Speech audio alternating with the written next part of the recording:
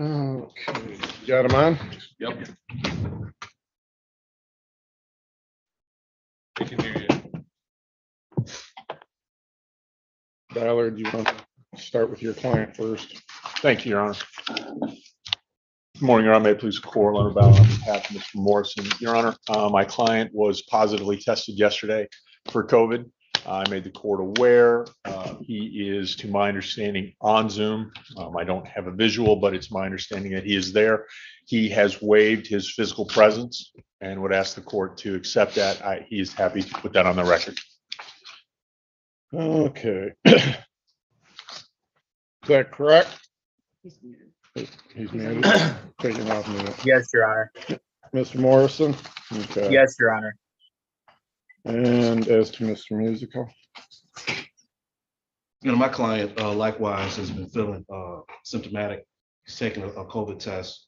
One was negative. He's taken another one. I don't know the results, but because he's reporting that he's feeling all the same symptoms and does live in the same. Yeah, I was just gonna say, and they all live in the same.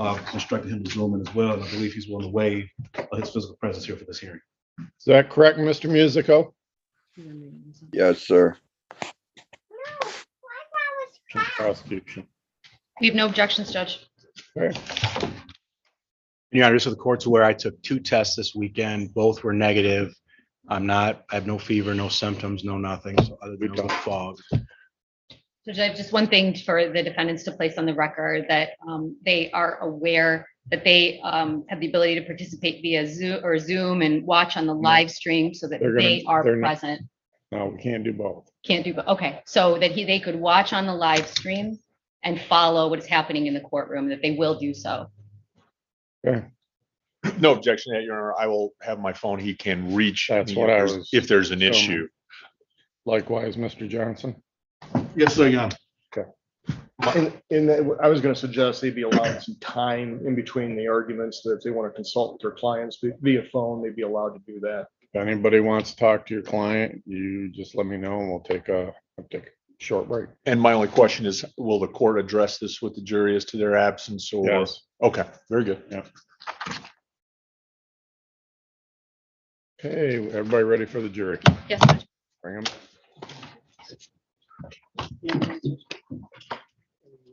Are we going to argue jury instructions later then? Yes, Okay. after we're done with closings, we'll get through the jury instructions.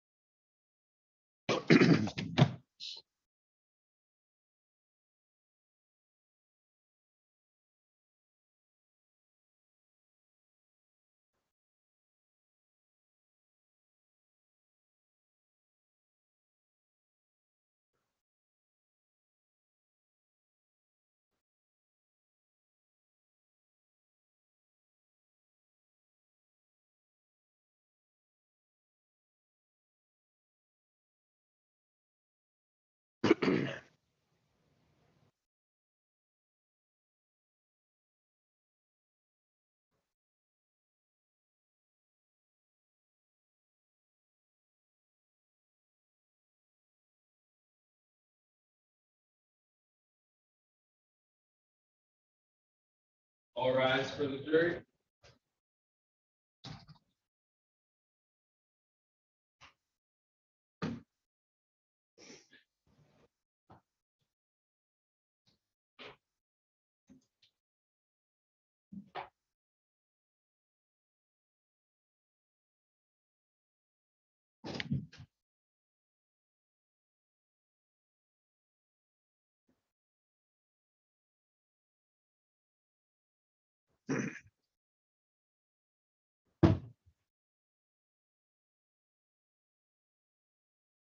Please be seated. Gentlemen, I'll notice in just a moment, neither Mr. Morrison or Mr. Musical are present this morning. As you've heard through the testimony, they all live in the same household. Mr. Morrison was testing positive for COVID. I believe his wife already is in the process of getting over it. Mr. Musical has started feeling symptoms. So with Mr. Morrison, I asked him, he did a home test. I asked him to go to the doctor, which he did.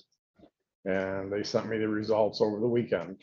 So they're going to be participating, watching it on YouTube. And they do have contact with their attorneys, both attorneys, they've got their cell phone numbers. They've got any questions, they can just text them to their client or to their attorney. And they'll be able to respond to them. Just so as you look around, they didn't take off or anything, they just, it's one of those things that comes up in today's society and we're trying to work around it and minimize the inconvenience to everyone as much as possible.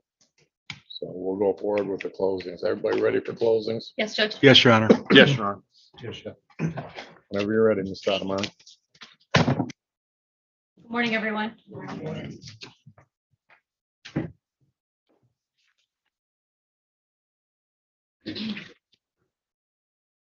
Terrorist attacks and mass shootings, they don't happen in a vacuum. There's a buildup to those kind of events. After an event, everyone hears about the warnings, signs, and little bits and pieces of information that kind of come out in a trickle. People knew but didn't put together in time to avoid an attack. And that's what we've spent the last 2 weeks laying out for you, is that buildup and the 3 defendants' role in that buildup. We have laws in the state of Michigan, laws like providing material support, laws that in this state makes it a crime to participate in that buildup, be a part of that buildup when you know that somebody wants to commit an act of terrorism. No one here is charged with committing an act of terrorism, almost committing an act of terrorism, or getting close to committing an act of terrorism. These 3 defendants are charged with helping a terrorist, using their gang to do it, and possessing firearms while they do. So I'd like to start off with the law and go over the charges with you. And talk about the statutes. And it's a good time to tell you that, the PowerPoint I'm going to show you, it's not evidence. So if you wanted to take a note about, a certain slide, you'd have to do that. And it's not evidence because what the lawyers say is not evidence. And the judge will give you an instruction on that. So you don't get to take this in deliberations back with me. You get to take in deliberations over 300 exhibits that we've admitted into evidence. And I encourage you to do that. And I encourage you to really take it all in and to see if you would like the context, since we sometimes black box things for you and kind of went through it pretty quickly. You can take those in the back. And some of those pages you'll see in the exhibit binder are multi-page exhibits. So you have to take out the whole packet from the sleeve to take a look at all the exhibits. You're going to get a written copy of the instructions too from the judge. He's going to give those to you. And I tried to stay as close as possible in these element slides and in these PowerPoint slides to the actual text. If I say something different or the lawyers say something different about the law, you're to rely on whatever the judge gives you in those jury instructions. So first I have to prove for providing material support that the defendants provided material support to Adam Fox or Barry Croft. And material support is defined for you. You don't get to substitute any words into that. It means any one of the following. So each defendant provided one of these things. Either currency, financial securities, financial services, lodging, training, safe houses, false documents, communications equipment, facilities, weapons, lethal substances, explosives, personnel, transportation, physical assets, intangible property, expert services, or expert assistance. So again, all you have to find is that each defendant provided one of these things. And in this case, we at least one time, right? One of these things at least one time. And in this case, we have proven that the defendant, Paul Bellar, provided medical training. Mr. Musico and Mr. Morrison provided facilities, that's the land they live on to train. And all 3 provided personnel, members, the Wolverine Watchmen. And then Mr. Morrison provided intangible property. He provided advice. So the second thing I have to show to you is that they provided one of those things, knowing that Mr. Fox or Mr. Croft would use it at least in part to plan or to prepare or to carry out or to facilitate or to avoid apprehension. So you have to find one of those things in the first element and that they used it to either plan or prepare for an act of terrorism. And an act of terrorism is politically motivated violent felony. like murder, like kidnapping, like assault, like arson. The law says that an act of terrorism is those three things. It's got to be all those three things. A violent felony, and it's dangerous to human life, and it's intended to intimidate or coerce the civilian population or influence or affect a unit of government. Police, ladies and gentlemen, are a unit of government. Politicians are a unit of government. But notice what's not in here, what's not in the law. What's not in the law is anything like, hey, they got to provide a lot of training. They've got to provide good training. They've got to provide significant training. None of those words are in there because that's not part of the law.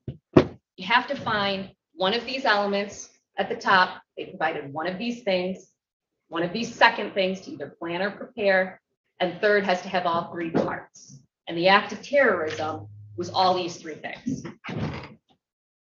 Second charge, gang membership felonies. First, I have to prove to you that a group of persons was a gang.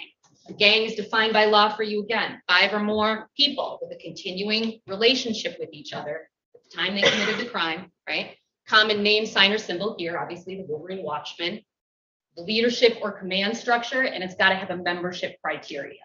The second thing, one of the defendants, each defendant was a member or an associate of a gang. The third thing is that they committed a felony, providing material support for an act of terrorism that you saw earlier, and that the gang provided motive, means, or opportunity for committing the crime.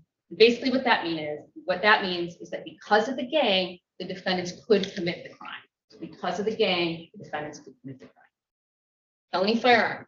I have to show you that the defendant committed the crime, providing material support for an act of terrorism, and that at the time committed the crime, the defendant knowingly carried or possessed a firearm. It's a separate crime in the state of Michigan when you use a gun to commit another crime.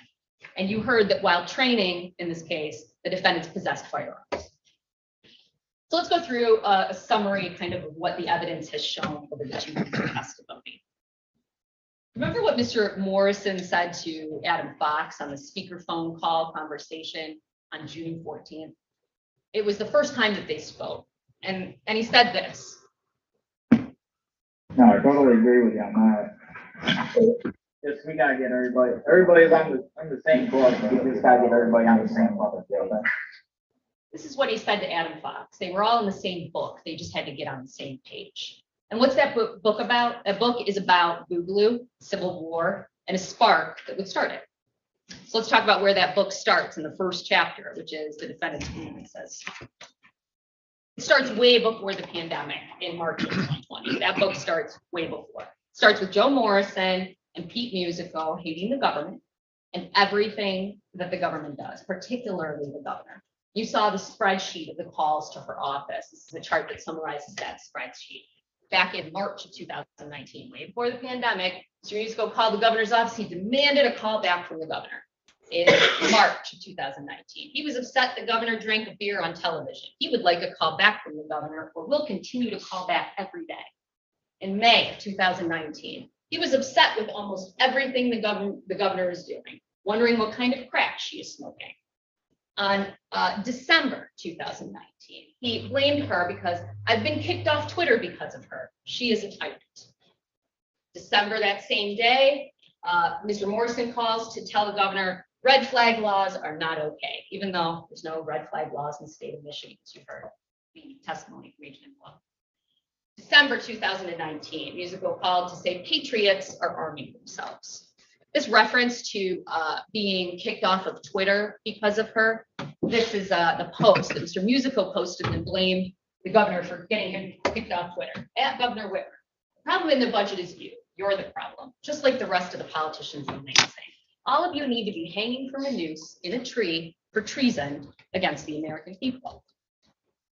This book, this chapter, starts with the defendants hating the police. On the left there, that's the law enforcement thin blue line flag that represents police. And peeling away that line, this is a post from October 2019. Mr. Music was peeling away the line to show that they're really Nazis. It's a Nazi flag behind them. On the right is a reference to shooting a police officer. How to inform an officer that you're carrying a handgun and live. Mr. Morrison advocating for shooting police, comparing them to Revolutionary War troops fighting the British. Never forget, the men who founded this country were cannabis growing, whiskey drinking, tax evading rebels who left their homes late one night to go shoot at cops. This is December 2019. He says they could support the First Amendment and not back tyrannical redcoats. Fuck you and your thin blue line. Starts with them hating the government, not just police. On the left, Mr. Morrison's post, that's his picture in his fatigues. You trained me to serve you, but now I will destroy you. This is December 2019. Mr. Bellar's in the middle. He's not Republican. He's not Democrat. He's Boogaloo. On the right, Mr. Musico's post with the governor's picture. I'm going to take your Second Amendment. I'm going to take your guns with red flag laws. Again, all before the pandemic. This was their core identity, gentlemen. Mr. Bellar even had a, Gadsden flag tattoo on his arm, join or die. This Gadsden flag is it's a reference to the American Revolutionary War against the British, where the 13 colonies are all parts of the snake and you cut the head off. This was tattooed on his body. This is all part of their core identity. And it starts with Mr. Morrison getting charged for illegally carrying a firearm, which fueled his already existing hatred of the government. And if you have a felony in Michigan, you've heard that you can't own or possess a firearm. This was the government threatening Mr. Morrison's right to carry his guns.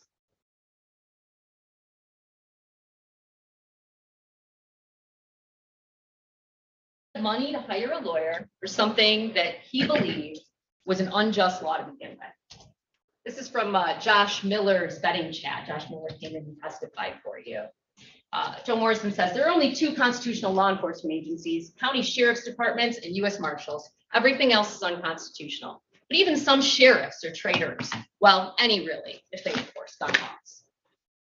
And even though it was knocked down to a misdemeanor, Dan told you that Mr. Morrison complained about these charges for months afterwards and told Dan that's why he started the Wolverine Watchmen. Trooper Trasker came in here and he told you, he testified and he said that months after the arrest, Mr. Morrison was so angry about it, he called to complain to Trooper Trasker's sergeant, telling him, the sergeant, what the law was, just like Joe Morrison was telling Trooper Trasker at the scene when he was arrested. He was angry about it and he decided to do something about it, which brings us to the next chapter of that book that Morrison's in the same book, different chapter with Mr. Fox. It's Creating the Wolverine Watchmen. 4 days after he's convicted on November 21st, 2019. 4 days later, on November 25th, 2019, Joe Morrison creates the group. And in his very first post, he tells everybody what it's about. Wolverine Watchmen is a group of patriots to network and assemble and recruit like-minded individuals to develop regional QRS and squad tactics. Only add people you trust. No FUDs, no bootlickers, and no cops, no feds. He told his followers to do this: report any major police, fed, or military movements to me. From there, we will decide how to respond. I will make a group on Wire so everyone get it. It's more secure than Facebook. This is for networking only. All planning will be through Wire or face-to-face. So spread the word of liberty and grow the movement. Morte semper tyrannis, which you've heard is death to tyrants, and long live the Republic. He was, in his view, living under Governor Whitmer's tyranny, and he was fixing to change all of that. All he saw was talk and no action. He was trying to bring action. Mr. Musico, he couldn't agree more. It was time to stand up and pick up your rifle, according to him. Mr. Musico's post from December 2019, again, before the pandemic. The one thing I've learned about living, I'm not but 42 years old, but the one thing I've learned is you don't mess with a man and his family. When you start messing with his family, his home, and things within his home, then it's time for the man to stand up, take up his arms, and take back what is rightfully his. I personally believe politicians right now that are in Washington and in Lansing and in our local municipalities should be hanging by the end of a rope right this moment for everybody to see publicly. That way, the next set of politicians that come in next know not to commit treason against we the people. So I take a knee, pray to God Almighty, and then pick up my rifle and protect what is mine. Soon, soon, soon. Mr. Musical gave Mr. Morrison the idea to start the group and structure it like gangs from his youth. When I set forth this group, all right, because this Wolverine Watchman was my fucking idea. It wasn't Joe's. It wasn't anybody else's. Wolverine Watchman was my idea that I planted the seed in Joe's head. And when Joe started talking to younger guys, I said, it's all you, buddy, because it's your generation, not mine. Right. 70% of what Wolverine Watchmen went through and agreed upon, 60 to 70% of those ideas that were brought to the table, I had a hand in. Right. Mr. Morrison wanted action, not grassroots political organizing. He wanted violent action. Here's Morrison's post from January 2020, trying to weed out the statists and try to get Mujahideen, and not so much these people who think it is a militia and about changing laws. I just don't want this to become a group that just plays army man in the woods with their buddies and lets tyranny run rampant. I agree we need to get organized and trained, absolutely, but I want us to be able to act when the time comes to act. Because Mr. Morrison knew what they were doing was illegal, he preached OPSEC, operational security, that you heard so much about. We need to be as organized and tight as possible. That's why secure comms, OPSEC, vetting are so crucial. And in January 2020, before the pandemic ever began, Paul Bellar joined Mr. Morrison's effort, and he became an administrator of the group. On the left, that's Mr. Paul Bellar and Joe Morrison. Tick tock, time's almost up, Boo-Boo 2020. And on the right are the screenshots from Wire, where there's administrators. And Wire, the encrypted application, that's where they ran their game from. The group was dedicated to kicking off the boot. To any new joins, most shit ain't talked about here. More on Wire and serious shit is face to face. You can get added to the Wire vetting group, then to the main group. The next chapter of this book is building the gang and all the efforts they took to do so. Now, Dan joined the group pretty much, she told you, by accident in March of 2020. Facebook suggested a group with him as a group that you might want to join. Let's kind of talk about Dan for a second. Dan put himself in the middle of danger over and over and over again. It's not a delicate flower or some kind of grump, right? This is a guy who's seen combat. He's seen real war. And he saw what these guys were talking about. And he immediately went to the police when he saw it. And he wanted to pass that information off and kind of go about his merry way. But the FBI, they asked him for more. They asked him to stay in the group. Even though there was zero upside for him staying in this group, he maintained access to the group for the FBI. And he told you why. He told you that he found himself in a unique position to avoid a potential loss of life to his fellow Americans. What he did it for. And Dan was paid, and you heard about that. Not enough, in my opinion, for the kind of bravery he showed and the access he maintained. But he was paid, and he told you that he didn't even break even for all the time that he missed off of work and all of his relocation expenses. And what was Dan's reward for his service to the FBI in this case? Endless amounts of testimony. Sitting in the witness stand, defense attorneys implying that he's stealing valor for his time in combat. That's the reward that Dan got. And perhaps you have noticed in this courtroom the tone of this courtroom. Disrespect, sarcasm, the yelling. That's what you do, ladies and gentlemen, when you don't have the facts on your side. That's what you throw fit and you shout at people. No amount of yelling, though, is going to take away from their client's own recorded words and actions. No amount of shouting is going to help Dan unsee what he saw in this case. Dan recorded words, he stayed in the group, and the longer he did, the clearer he saw that they were pushing towards violence. They were training and preparing for political violence. He saw that they weren't just talk. He saw that they were dangerous, that someone was bound to get hurt. So by April, the pandemic was in full swing, and it helped recruiting. Mr. Morrison capitalized on that anger during the pandemic, and membership grew. This is Mr. Morrison. We're in the recruiting business, boys, and boys, business is a booming. He said in March, if you pussies want to do shit, join us or be complacent. Up to, I don't care. Y'all were begging a few weeks ago for a shutdown. Now you're crying. Anyway, we want to restore the republic and true liberty. If you're about that life, come on over to @Wolverine Watchman and come train and get ready. If not, have fun bitching on Facebook. If you don't like my language, I'm sorry. I'm tired. Mostly tired of y'all who allowed this to happen for decades. You gave them this power. And the Facebook group, ladies and gentlemen, was just a cover, right? This is Mr. Morrison and Mr. Bella are talking about a person they vetted, but they weren't going to add them to the wiretaps. They were just going to keep them on Facebook because this person was too pro-law enforcement. Paul Bellar. I don't really care if he's off of Facebook or not. Luckily, that group's just kind of just a cover up. Joe Morrison, exactly. So he stays on Facebook. And they preached OPSEC, right? They took extraordinary measures because they knew what they were doing was illegal and they wanted to be protected from the police finding out. Here's Mr. Bellar and Morrison talking about keeping things out of the chat that could land them in prison. Paul Bellar. I say we just keep our chats to pure shit. No talk that reveals too much info about us, and nothing should be said in the chat that can land us in prison.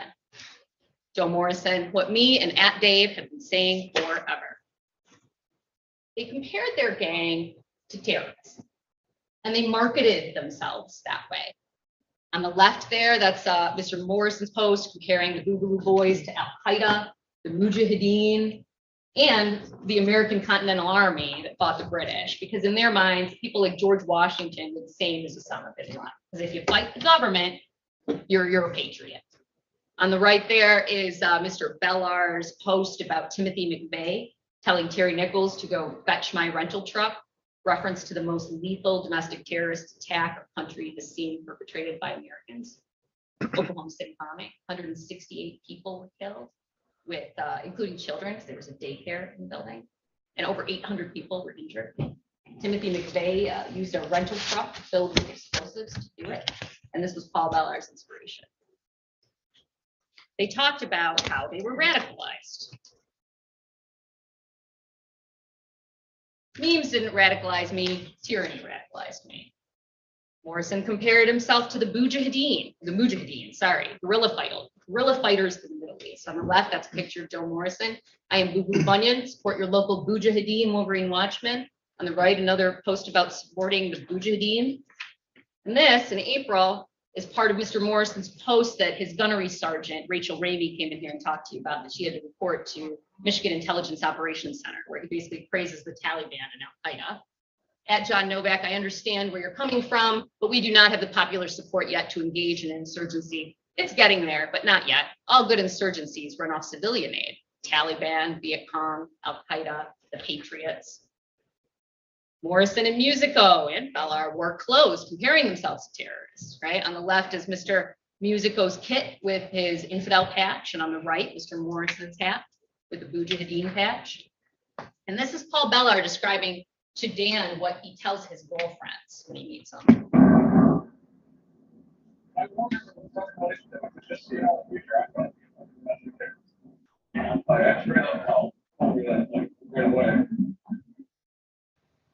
Musico praised the Taliban's tactics. This is May of 2020. I know too many people too far spread out. Can't put all your eggs in one basket.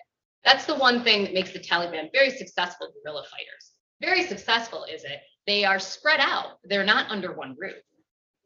Mr. Musico talked about how he was a religious extremist and would go to paradise when he died, just like the Taliban. And some people say it sounds like it's extremist, you know. I mean, you know, I'm dying in the name of Jesus Christ, so you know, all I'm doing is defending myself. And you're gonna shoot and kill me, then yeah, I'm gonna fucking go to paradise. All I'm doing is defending myself. Remember that for the later slides. This is here Mr. Musico talking about how a shepherd has to protect his flock from the wolves from time to time. And he was sure to say that just because I am a church director, don't think I won't shed blood in the name of liberty and defense. Again, that word, defense. Mr. Musico knew that they would be called a terrorist. We have to have the fucking support of the people in our country to pull this shit off. Right. Or we are terrorists. Period. If we have the support of a percentage of the people in our country, then we are revolutionists. If we don't, then we are terrorists. Period. That's just the way it is. I'd rather be a revolutionist, not a terrorist. He said he probably would have been a school shooter if he had the internet back in the day, May 2020. Man, that's awesome. I got fucked with. If I was a kid now, I'd probably be a school shooter. We didn't have internet. Well, not like now. And in addition to Dan seeing it on Wire the very first day that he joined the chats, he told you about it. Mr. Musico talked about targeting law enforcement at their homes quite often. Dan told you about that. And this is March 27, 2020. This is Pete Musico. What's going to happen when these feds that plant themselves in these groups get their cover blown and their families in danger? Because there is a list out there with names and addresses. And Dan told you that at the early trainings for the Wolverine Watchmen, Pete Musico would talk about getting the governor's address. Here's another time he posted about it. Posted about getting names and addresses. May 2020. Bro, this is a protest. We need them scared. I'm trying to get it set up so we can start protesting in front of their houses up until 9 at night, each individual one of these representatives, until they're scared enough to leave office. He wanted to scare them enough to leave office. And this is what we talked about before when I was out, trying to affect the conduct of the government or unit of government. And it wasn't just Pete Musico that talked about getting names and addresses. This is Joe Morrison's post from April of 2020. Your liberties aren't dying. They're being killed by people with names and addresses. Just like Barry Croft in May of 2020, getting names and addresses. Start putting these tyrants' addresses out here for rioters. Mr. Morrison and Mr. Beller were very proud of the group that they were building in April 20. I see a bright future here, says Paul Beller. It's been a while since I've had this sense of pride or worth in my life. But after training with the amount of quality people we had show up, it felt good. Joe Morrison, glad brother. This has honestly gone far beyond what I expected a few months ago. Their group had trained multiple times on the property unit that Mr. Morrison owned and Mr. Musico lived at. They provided facilities to the group, their land. Mr. Bellar kept them organized. He made itineraries like this. And everything they practiced, these offensive tactics, the paramilitary style actions, things like squad movement, kill house, breaching, crossing a roadway and path tactically. Mr. Bellar would put up medical obstacle courses, right? Dan told you about the things they practiced: squad movement under fire, breaching center-fed doors, ambushes, planned ambushes, opportunity ambushes, the list goes on and on, tactical reloads, all of these different tactics. And I have a question for you. Does that sound defensive? Any of that sound defensive to you? Does any of that sound like they were training for self-defense or own defense? They weren't. And Mr. Beller talked about what he was training for. Group training entails moving as a unit, hand-eye coordination, breaching rooms and hallways, operating your weapons platform from within a vehicle, more team movements, and a lot of practical shit. We don't just stand in a line and shoot. Dan and myself both instruct and drill everyone to become well-disciplined gunfighters. Mr. Morrison thought that they should be practicing guerrilla warfare and insurgency tactics. Joe Morrison, I think we need to switch to guerrilla warfare. I have the manual. That's how we win. We all know they don't do asymmetrical warfare.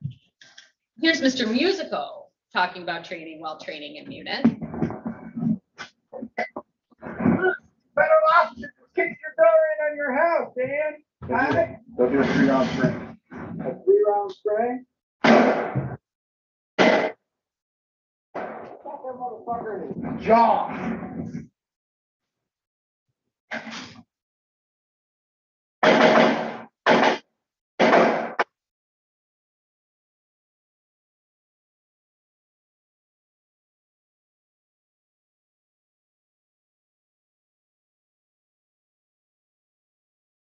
That could have been a little fucking devil for a fucking gift out there, huh?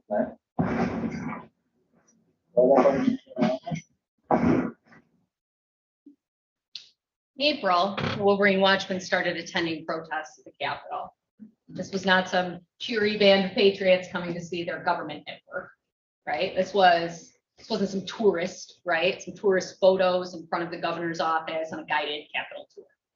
This was them trying to provoke law enforcement while armed and dangerous, and to send a message to politicians. This is the same protest where Dan told you that they were stacking up on the door of the Capitol, the doors of the Capitol, before Michigan State Police voluntarily let them in.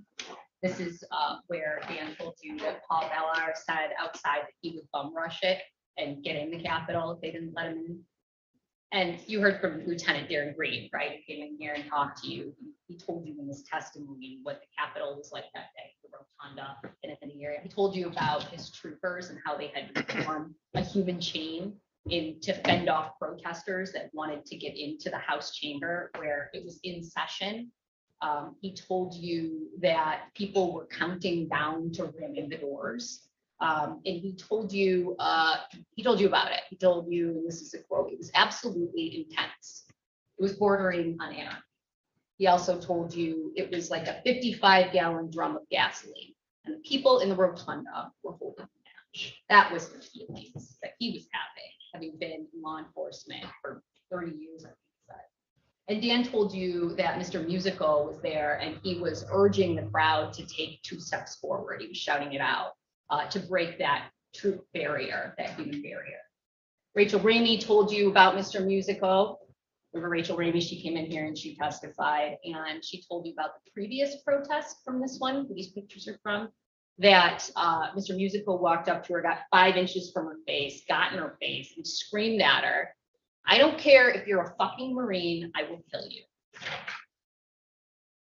Bellar had this to say about the day when his picture showed up in Forbes magazine. That moment when all your friends start noticing that you weren't kidding, that you're down to kill tyrants. Here's a transcript of Pete Musico talking about catching that bitch when she's filling out the emergency exit for the governor here. I'm not gonna play it for you because it's really difficult to hear, but if you would like to match it up with the transcript or deliberation, you'll have all the audio clips and the videos, so you could play it yourself in deliberation. We're making entry to this bitch. Word is we're going inside. We're going inside. He laughed. You know that brought a smile to my fucking face, huh? Because I'm not going to the emergency exit over there to catch that bitch, go out the emergency exit. She ain't gonna be walking out of here. Oh, she's here. Yeah.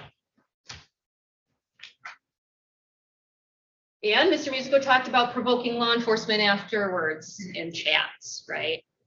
Because I know yesterday, and this is the day after the protest, if one of those police officers would have touched a protester, I would have pulled my gun. And from that point on, it would have just spiraled. He said a few days later, still talking about the protest, if a cop touches me, it is a threat, and I will defend myself as I see fit. Word again, defend.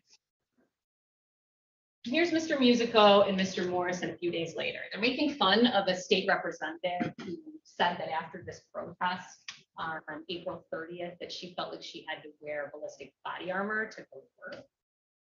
And this is what they had to say about them. I got the fucking big protest. You know, we all had to wear our vests inside the office. Don't you understand? That vest ain't gonna do shit because I'm gonna be shooting at your head. I'm shooting you in the fucking head. I shoot golf balls over ballistic on it. And remember when Sean Todd came in here and he testified, the guy from the gas station, the local gas station. And he told you about Mr. Morrison after those protests. They had complained about things before that protest, but after that protest, they got so much more amped up. You know, they started talking about scaring the governor. They talked about kidnapping the governor. They talked about killing her. And they talked about blowing up a bridge. You know, Sean Todd said that other people had complained about COVID too, but when he was asked, he said, not like these guys. So it brings us to the next chapter, May shift in focus, putting boots on the ground and mobilizing. In May, Mr. Morrison said he wanted to shift focus. He wanted to take a more professional approach. This is May 2020. Memes and whatnot were, when I made them heavy, were good for recruiting when numbers were low.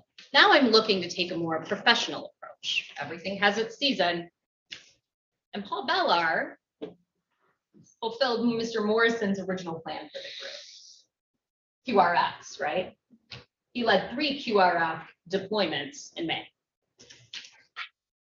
Him taking a selfie before they went out to the Home Depot for what he believed was an illegal gun part sale. This is Paul Bellar, who he wasn't deploying as QRF to like protect protesters. He wasn't, protecting the Constitution that day. He wasn't like, preparing for the collapse of society. He wasn't, he wasn't a freedom fighter. He wasn't protecting anyone's rights, right? He was a thug with a gun who was going to go protect his fellow gang member. He was deploying as a QRF to provide this protection for the gang member in the case the gang member was going to be arrested by law enforcement that day. I'd say, in your truck, just keep your fucking bit close, okay? Because if I see someone going to fucking snatch out the bag, I'm shooting. Just saying, I'm defending Alex right away. I will not let a fucking fight grab a guy. And remember what Dan told you when you came in and testified about his time in Cyber City, Iraq? He told you, he had to go house to house, engage, enemy combatants to protect the green zone. And he told you that he carried 7 magazines, 210 bullets each day when he went out, right? But remember what Paul Bellar told his QRF about what he would take to the Home Depot? Are you guys just bringing pistols here? I got 4 kids. One air nine, 8 air. Hey, I have like 6, but I can bring my. No, I've got all mine loaded with 29 rounds, so ready to go. Dan took 7 magazines and 210 bullets in Sadr City in Iraq. Paul Bellar took 9 magazines, 261 bullets to the Home Depot that day on Sunday afternoon when people were shopping.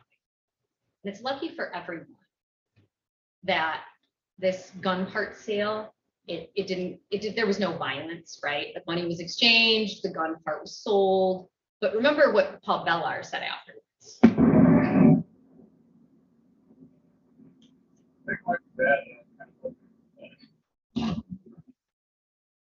think it might be bad, but I was kind of hoping he was bad. At the end of the month, there was civil unrest in the area because of the murder of George Floyd, all across the country, really, right? And the Wolverine Watchmen, they were thrilled about it. This is Joe Morrison, or this is someone in the group. Breaking. Here's rioters are trying to light precinct on fire, SWAT inbound. Joe Morrison, oh, fuck yes. That's a fucking pig roast, boys. Paul Bellar, why can't this shit happen in Michigan so we can fucking start the boo? Not the whole cop thing murdering black people, more of the riot. Why the fuck haven't people rioted in Michigan? Like they haven't had a huge riot since Detroit in the 60s.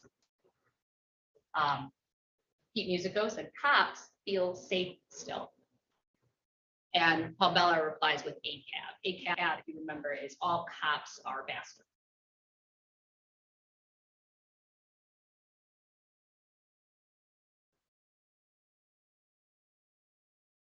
Morrison, same day. I'm so happy, RN. That's right now. I'm so happy right now. They're gonna drag these cops in Detroit, LOL. This shit makes my pee hard. Now is the time to strike, Mr. Musico says. Iron is hot. They just couldn't stand not being a part of it. Paul Bellar loads up, deploys his QRF again, stages up at the Masonic Temple in Detroit. He's not, again, protecting anyone's rights. He's not handing out water to protest. He's not, using his medical knowledge or skills to treat any injured protesters. Nope. He's standing by in case his 2 boob boys that he knows need to be extracted from the protest. He's standing by, to shoot it out with police if his friends need help. Morrison, he doesn't go, but all throughout the night, he's calling for sit reps or situational reports multiple times throughout the night. This is just one of them. Keep me posted, sit rep, it's tense. Bellar goes down there, not to protect anyone's constitutional rights. He goes down there waiting for an excuse to kill police officers. No, they start going legal, I'm going legal. Yeah, I was saying that straight up. I'm sorry, if I see a cop, fuck, they're shooting civilians, I'm shooting that cop.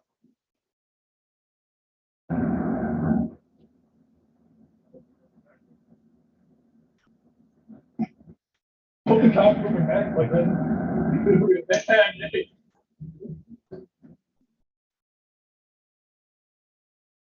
Bellar was looking to shoot cops in the back.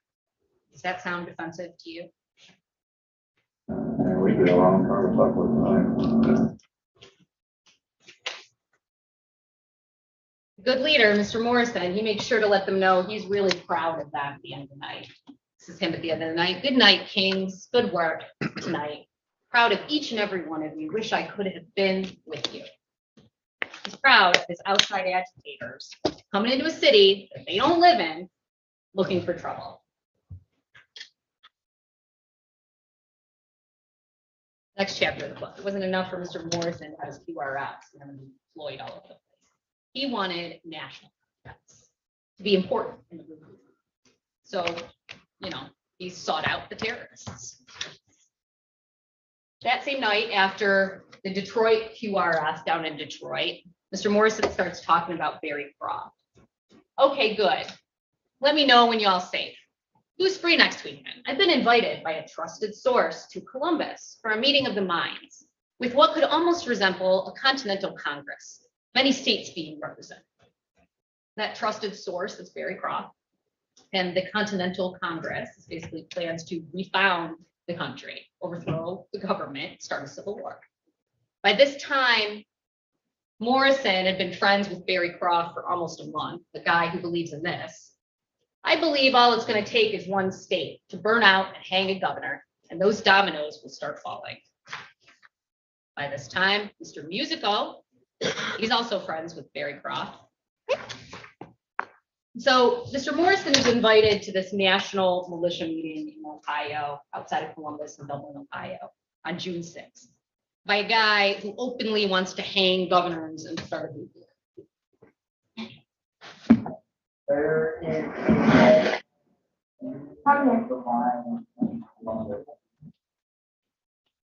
Happens on June 6th, and a couple of days before, on June 3rd, there's leadership meeting with Wolverine Watchmen.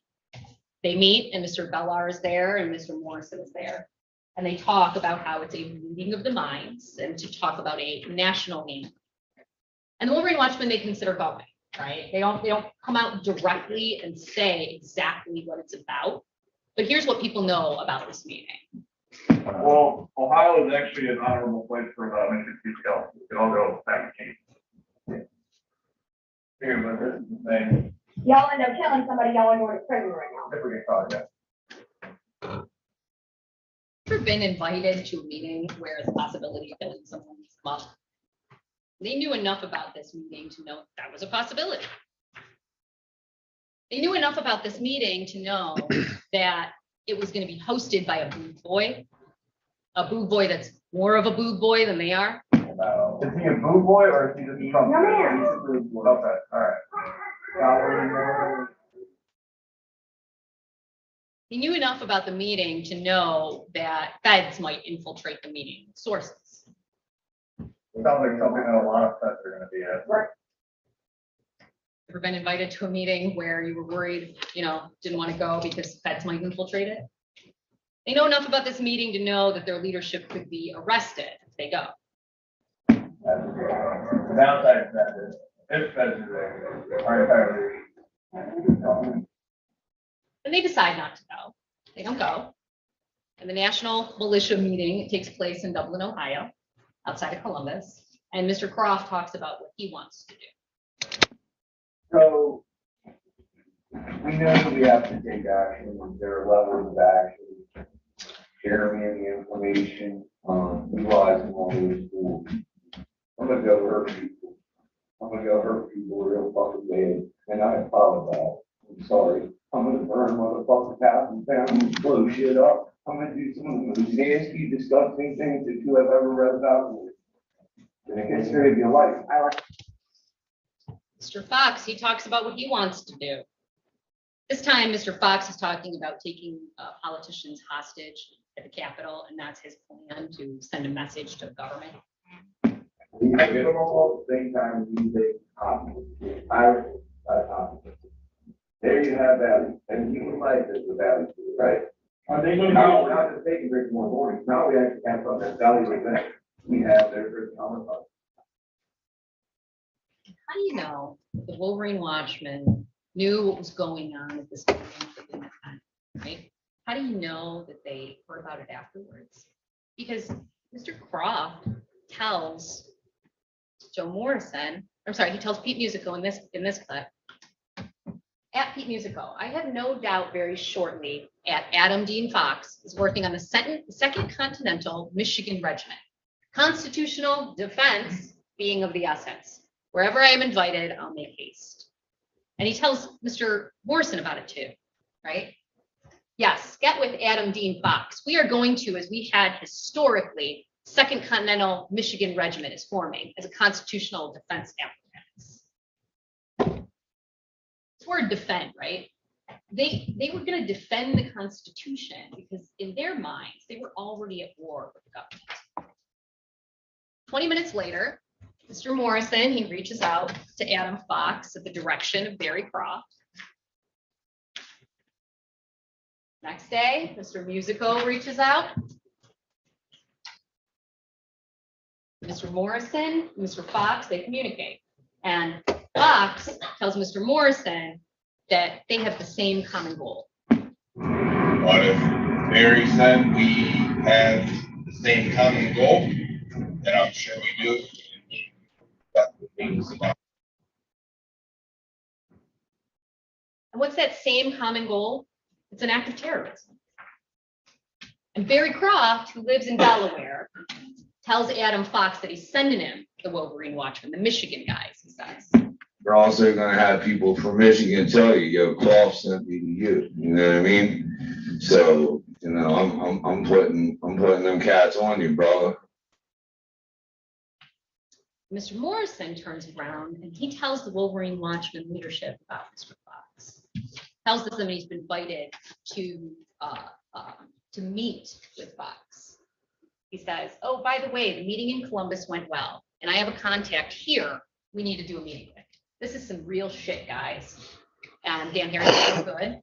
And Joe Morrison says, like, real deal, get shit done MFers. He tells Dan later in a private chat about how this meeting is about actions that are going to be bigger than Seattle.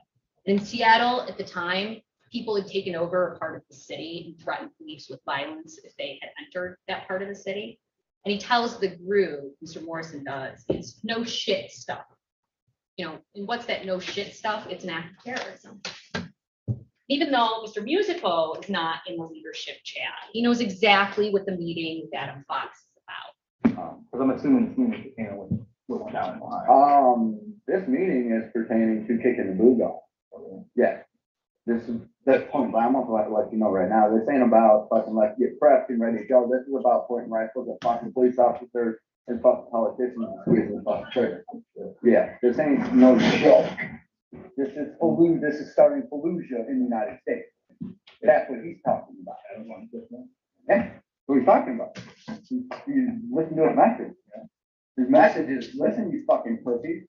Quit running your fucking dick sucker and let's do something. Quit running your mouths and let's take action. It's a call to action. And Mr. Morrison, he knows that. He agrees. You know what he's on for?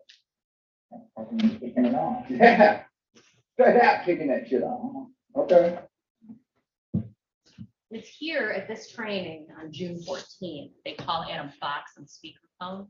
Mr. Morrison's present, Musico's present. They talk about being in the same book. And they just have to get, you know, on the same page. And they agree at the speakerphone conversation to meet at a rally 4 days later. And at this point, Morrison and Musico, they know exactly what Fox is all about. And they go and they meet up. And Dan told you that Adam Fox laid out his plans to the group, right? Paul Bellar was present and listening, he said, while Mr. Morrison and Mr. Musico talking to Adam Fox about his plan to storm the Capitol, take hostages, televise it, kill politicians. And he talked specifically, Adam Fox did, about wanting to hog-tie the governor. At this point, all three defendants know exactly what Adam Fox is about. Like June 18th, they know exactly what Adam Fox is about. Paul Bellar, Joe Morrison, Pete Musico. He's about violence to send a message to the government. It's about violence towards the governor. He's about an act of terrorism. And all three of these defendants at this point know that Adam Fox is inviting the Wolverine Watchmen to come to this meeting, this vacuum store, to plan and prepare for an act of terrorism.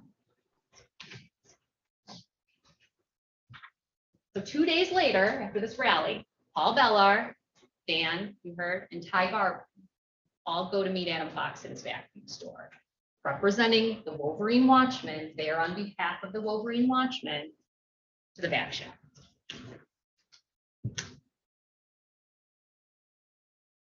OPSEC reasons, Adam Fox takes their phones, puts them in a metal box, right? And they go down this trap door to the basement of the location. And luckily, Dan had a secondary recording device that captured what happened down there.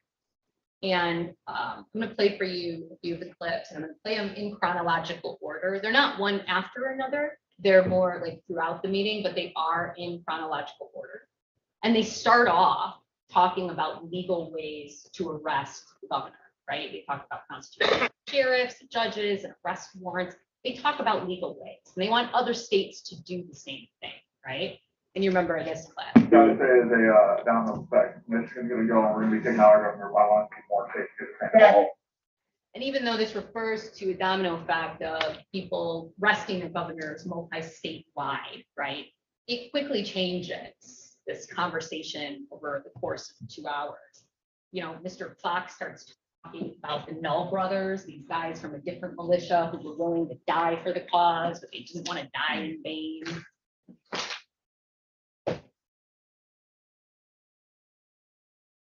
He starts talking about leveling the playing field when they're fighting the government. There's things we can do to level what happens to playing field for us, even amongst like the chaos of the fucking riots and shit, you know, that we can use that to our fucking advantage while they're all dealing with that shit. And that's all going on, and it's all this rioting and shit. What's the fucking guard? That takes them out of the fucking fight. We should take the fucking Arson of police cars is an act of terrorism. Fox talks about the government and how they're lawless and how they, in response, have to let go of their morals. I mean, let's be honest, the fuckers that they're out there breaking the Constitution, they're lawless.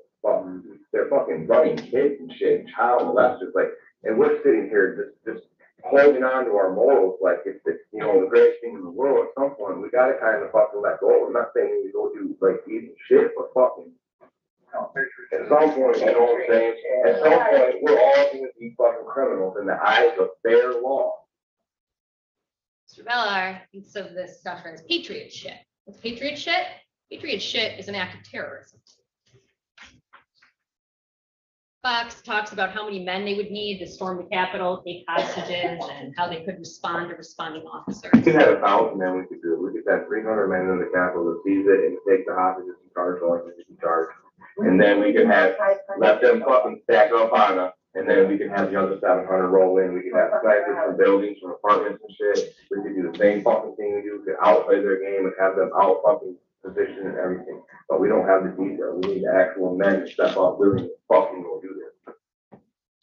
Talks about how he wants to take action before the November election. I don't feel like we should be waiting for November. I feel like we should be actually staying here and playing. Well, don't wait until November to plan and plan now. I think. Mr. Bellar a little later talks about practicing ambush tactics. Ambush tactics to point out we can't just hold on fucking Russian with an army. There's gonna be strategic strategies. Mr. Fox tells everyone how much he wants and he needs training. I'll be Sunday from now on. Getting Joe. I think we're just trying to fucking move together and. Mr. Fox asks about what other kind of violent things that they could do. Mr. Musico had already talked to him about his plan to go to politicians' house and take the violence directly to them. I guess what other things we do to keep them from going to their houses and shit. And this is the perfect example of how Pete Musico was talking to Adam Fox directly, that the FBI didn't know that they were talking.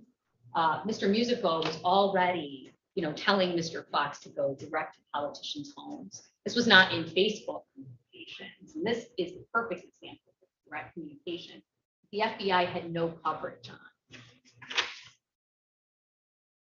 Fox tells everyone that he wants medical training. I need to get that group big enough too, we can like take some chunks off and keep doing medical. Right. I think, yeah. There's a lot of shit I still didn't get to really cover. You keep doing medical, but people will get it fine. And after that, after hearing what Mr. Fox is all about, what do? The Wolverine Watchmen brag about their game. They brag about the things that they were doing at the BLM protest in Detroit a couple weeks before in May. And then that was top concept, like us three and the other guy, Peter and Maggie, and one other guy, we were down in Detroit, full kit in the truck, 2 blocks out. We had a couple guys on scanners. I was fucking sitting there in the truck monitoring the airspace on my tablet. We still remember how in the actual crowd was kind of like coming back. Yeah, 2 guys. Right. Well, they were. So we had 4 guys on the ground in the protest relaying information back to us. We had a guy on the scanner. I was monitoring airspace. We were full kit in the truck. That's how we. That was great, man. Rioters. With rioters, not marchers, not protesters at the event. Rioters. That's what Mr. Bellar thought of them. And in the span of a couple hours, the meeting that started with legal ways to address the situation devolved into talking about, blowing up police cars, having snipers on rooftops to kill responding officers. And what did Mr. Fox say after, all this bragging about how they roll? I like how you guys roll. He was impressed with them, right? And why is that important in this case? It's important in this case because when I went over the gang element charges with you, that last element was the gang gave them motive, means, or opportunity to commit the crime, right? Their gang was the reason that Adam Fox wanted to link up with them and hook up. Their gang was organized, their gang was mobilizing, and their gang was training for action. Paul Bellar described Adam Fox the day after the meeting in a leadership chat with Wolverine Watchmen. Remember that, again, this is the second time that Paul Bellar has met Adam Fox face to face. And here's what Adam Fox is all about. He says, I think the meeting went pretty well. The guy's definitely got the spirit for this. What is the this that he's got the spirit for? It's an act of terrorism. Remember what Dan testified to also. After that, after this, the double date that Mr. Morrison had with his wife Jada and Adam Fox, his girlfriend Amanda Keller, they got on a leadership call after that date, and they talked. And Paul Bellar was in that conversation, and Mr. Bellar called Adam Fox a term that meant crazy, and they called him a Leroy Jenkins, right? And Agent Impla explained kind of what a Leroy Jenkins is. It was a reference to a viral internet clip that it was a character in a video named Leroy Jenkins, right? Who there was a group planning on how they would enter a room tactically, and this Leroy Jenkins character just like rushed headfirst into the room, and he got the entire team killed, right? That's the kind of crazy that Paul Bellar knew Adam Fox was, right? Dangerous crazy, not harmless crazy, dangerous crazy. So we get to the next chapter here. Training the terrorists. The VIP, as Dan told you, Joe Morrison billed Adam Fox as when he was coming to training. VIP came to Jackson. And so now that the Wolverine Watchmen found that other people were willing to take action, right, Fox and Croft, they gave Mr. Fox what he so desperately wanted, training, commit, gave it right here in Jackson County. And they knew exactly what Mr. Fox and Croft were about before they gave that training to Adam Fox. They knew he wanted to storm the Capitol, take legislators hostage, kill police officers. They knew Barry Croft wanted to kill and murder police officers and politicians. And they knew Adam Fox was Barry Croft's arm in Michigan, right? And the Wolverine Watchmen were willing to walk up to the edge of violence over and over and over again. Were more than willing to help those two out. These 3 defendants had been pushing towards violence for months. They had stacked up at the Capitol doors. They had provoked law enforcement rallies. They had QRF'd at marches, even if they weren't going to go and actually do an act of terrorism themselves, they were more than happy and willing to help someone else who was going to do that. And they prepared for this training too on June 28th. In the days leading up to it, they planned out what they would do. This is exchange between Mr. Musico and Mr. Fox. I have a question. Have you ever shot at anyone? That's Pete Musico. And Adam Fox says, no, I haven't. But the fire inside of me, I will not hesitate when the time comes. And I know the consequences of this shit too. I have in drive-bys. Goes on to say, our politicians become more and more elite, gain more power, and continue to steal from us and take our rights, all while being lawless themselves. We can't get them to prosecute themselves. Can't really even play the legal game. Mr. Musico says, come to training on Sunday. Bunyan will hit you with the address on wire. We'll talk and train. Adam Fox says, for sure, we will be there. Pete Musico says, okay. And he's sure to remind Mr. Fox, just because I'm a church director, don't think I won't shed blood in the name of liberty and defense. And Mr. Bellar and Mr. Morrison talked about the tactics they wanted to train on when the VIP came to town. This is Mr. Bellar. Also wanted to run a medical battle drill and have a team try and treat a wounded guy under pressure while also taking it serious and holding security or dragging said downed guy to cover, et cetera, et cetera. And Mr. Morrison said, sounds good. Bellar, a couple days later, just spent $400 on medical gear. 4+ tourniquets, TQs, combat gauze, Israeli bandages, splints, a shit ton. Hard to put it all on a list. $400 of his own money, and not the FBI's, not Dan's, right? And this is 6 days after Adam Fox tells him at the Back Shack meeting that he wants medical training. This is all while Mr. Bellar's starting to go through eviction proceedings, having trouble paying his rent. And then in that same time period leading up to the training, Adam Fox posts this to his membership, right, of his group. And Joe Morrison said he's there as an advisor. Welcome, everyone. Our focus right now is to grow membership, fill some positions, and see where everyone's skill set are. What are some interests or things you expect or want out of the charter? Here's Mr. Morrison. I'm here as more of a representative and advisor, per se. Adam Fox says, I'm aware, LOL. Appreciate you being here, bro. Joe Morrison says, all I would advise is use proper OPSEC and secure comms for training and hypothetical scenarios, per se. All tricks I've learned along the way and from some of my national contacts in the movement. And then he says, come on over and I'll fix you some learnings. And Adam Fox replies, I intend to learn a lot from y'all, LOL. And Adam Fox did learn a lot from the Wolverine Watchmen, not just training. He learned how to build a group of like-minded individuals with a common goal. And then there's the double date. Mr. Morrison goes with his wife to meet Adam Fox and his girlfriend.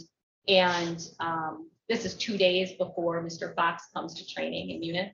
And Mr. Musical, even though he's not there, he knows they're going because he tells Mr. Fox that Jada that you are meeting is my daughter. You know, and then Mr. Morrison, like I said, called leadership afterwards, and no one objected to Mr. Fox coming to train. So knowing exactly what Adam Fox is about, everybody, Pete, Musico, Joe Morrison, and Paul Bellar, they train him. And Dan told you about that VIP, put it out as, hey, VIP is coming to training. Because of their OPSEC, their operational security, because it worked, we don't have a recording of that training. But Dan told you what happened at that training. He told you that Mr. Morrison and Mr. Musico provided their land facilities like they had before, right? And that everybody had guns. And remember that Mr. Morrison's property is important to him, right? His family lived on it. His extended family lived on it, right? Mr. Musico lived on it with his family. Mr. Musical's other daughter, Joe Morrison's sister-in-law, lived on it with her family in a trailer at the front of the property. And so them providing their land is significant for them. Mr. Musico at a circle up during the training, a bunch of the guys standing around. Mr. Musico promotes plan to kidnap politicians to Adam Fox. His 3 plans, right? And this is his plan to take violence directly to politicians' homes at 3 a.m. while they're sleeping, because in his view, that's when police come and kick in doors. It's 3 a.m. to execute search warrants.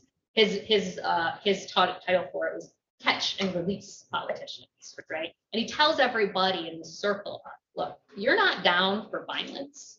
You should leave now. And nobody leaves. And at this point, by training Adam Fox, ladies and gentlemen, the crime has been committed at least once by all three of the defendants on June 28th. And the next day, I'm sorry, let me go through the rest of the training. There were 3 lanes. Dan told you there was a medical trauma lane, there was a vehicle assault lane, and an ambush lane. And Adam Fox went through all 3 lanes. And that Paul Bellar was teaching the medical lane to Fox for 30 to 45 minutes. And this is, not CPR, it's not about treating burns, it's about combat related medicine, what to do if you get shot. And then there was that drama about Paul Bellar bringing his girlfriend, and there was an issue that Jada Morrison didn't like women at the training. And so the next day you have Pete Musico talking to Adam Fox. We rock and roll. You won't find another group that does what we do. The others are LARPers. LARPers standing for live action role players. So, think people in costumes that dress up like Renaissance Festival or Civil War reenactments. Mr. Musico was not a LARPer in his view, right? And after this, yep. And then the second part, you guys have your shit together far more than anyone we've trained with. That's Adam Fox praising you, right? And after this, Mr. Fox comes to Munich again to Morrison Musical's residence on July 4th.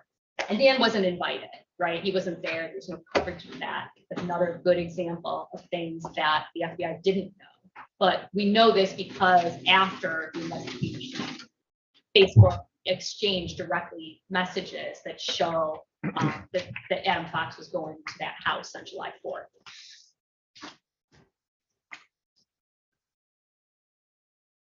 And this is July 3rd, 2020, and you heard undercover agent Mark come in here and testify, and he told you about how he was added to the operation around this time, right? And he told you that he went, his primary focus, and that he went to Fox's vacuum store and he went face to face.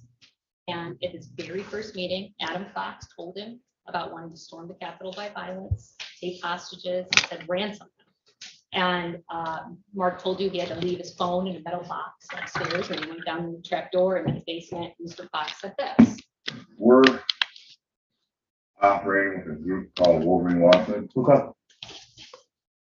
So after Paul Bellar has already committed the crime one time, he breaks off from that drama, June 28th, with his girlfriend, and he breaks off into his own group, right? And he tells the attendees of that meeting what his new group is for. And I'll play you some clips, again, in time order, but not one right after the other throughout the course of the meeting. And there is a timeline of this. It's exhibit 227 that you see in the background here. In the background here of this meeting. And Paul Bellar, right off the bat, tells everybody the purpose of his group, right? It's to stay in the shadows. I'm trying to put together a team basically that's going to be a little bit more strict.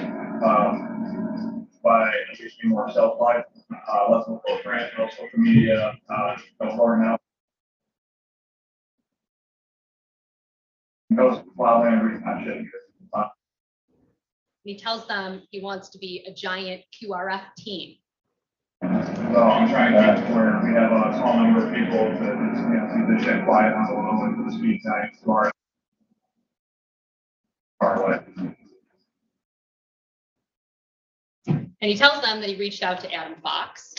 Yeah, I just reached out to Adam because Dad's reached out to me and told me that Adam could go in a conversation, Joe Rob.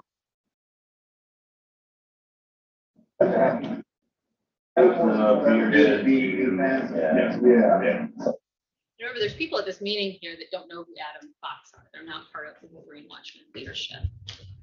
And then there's this extended, discussion of code words that they're gonna make up, right, and employ. And Paul Bellar is gonna make a list, and he's gonna distribute it, and he tells everybody afterwards that they've got to burn it. After you guys finally fully study up on it, you guys burn it or get rid of it somehow. Yeah. So I'm not gonna give you guys like a fucking final piece of paper, just make sure fucking send it, and don't take pictures of it. And then you heard that in time order here, he gives his mission statement of his self-declared, giant QRI, is what he called it. And mission statement of this group I'm trying to create right now, I'm not an aggressor, this is not being aggressive. Okay. I'm going with strictly defending, and that is it.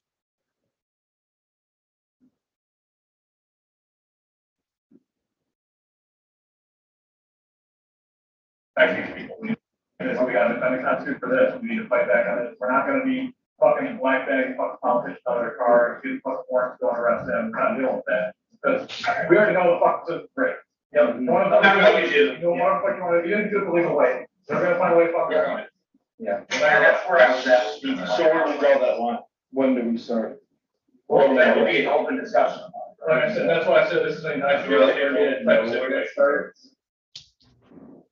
One thing here. First part is, we are strictly defending, right? And there it is again, that word, defensive, defending, right?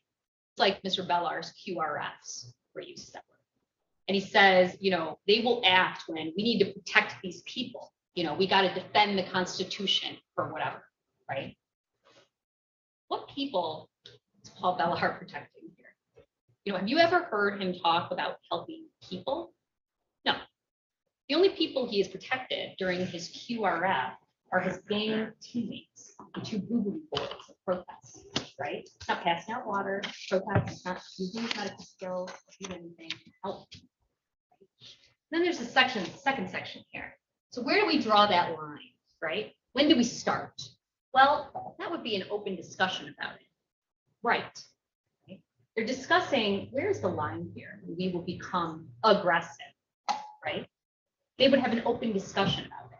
And the key here is when they decide, because they were the deciders for when violence was going to happen, right?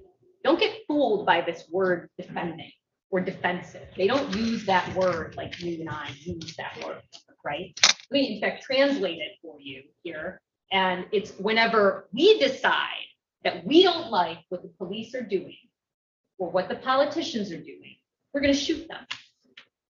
And you heard Mr. Morrison's attorney, Mr. Musco's attorney say, oh yeah, throughout this case, they encountered police and they didn't shoot at any police. They encountered them at protests. They encountered them at rallies. They didn't kill any of them. So, the implication here is that they didn't kill any of them. So then my clients didn't really want to kill anybody, any police officer, right? Every pedophile, perpetrates on every kid they come in contact with. Not every bank robber, when they're walking by every bank, goes and robs that bank. They would pick their target when they decided. They were the deciders. They didn't like Pete Musical's plan of black bagging politicians specifically. They would decide what to do and when they would do it. Right after Paul Bellar says, hey, this is a defensive group, Dan brings up, well, hey, Wisconsin, it's going to be offensive.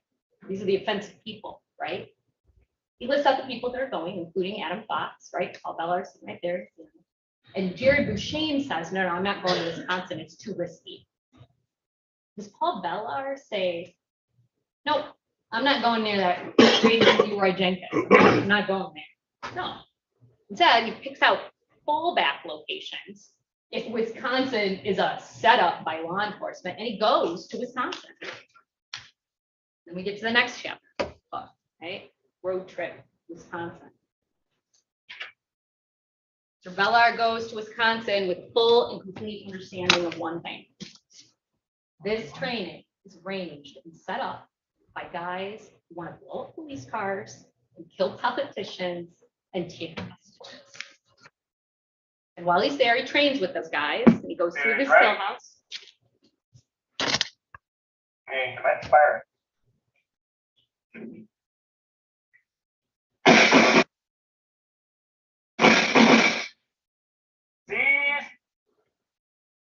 Undercover agent Mark came in here and he told you that Adam Fox admired the way the Wolverine Watchmen moved as a unit, as a gang.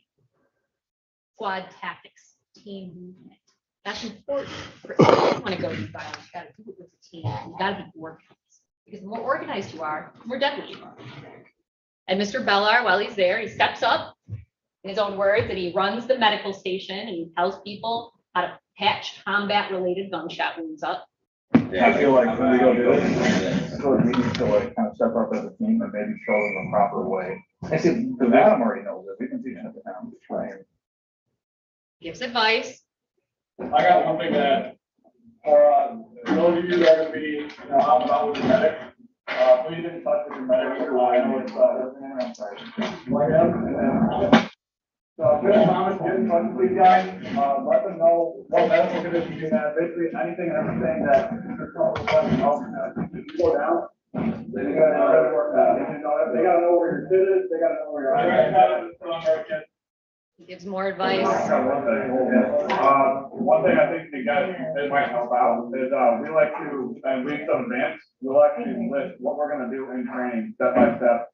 So that all the guys that are training, all the instructors have that list and they know where we're at and what time it can be done by and all that good stuff and what we're gonna be doing on that. But, And while Dan is in Wisconsin, even though Mr. Musico is not there, he reminds Dan to bring up that free plan of kidnapping politicians in their home at 3 a.m. It's July 12th, second day of the training.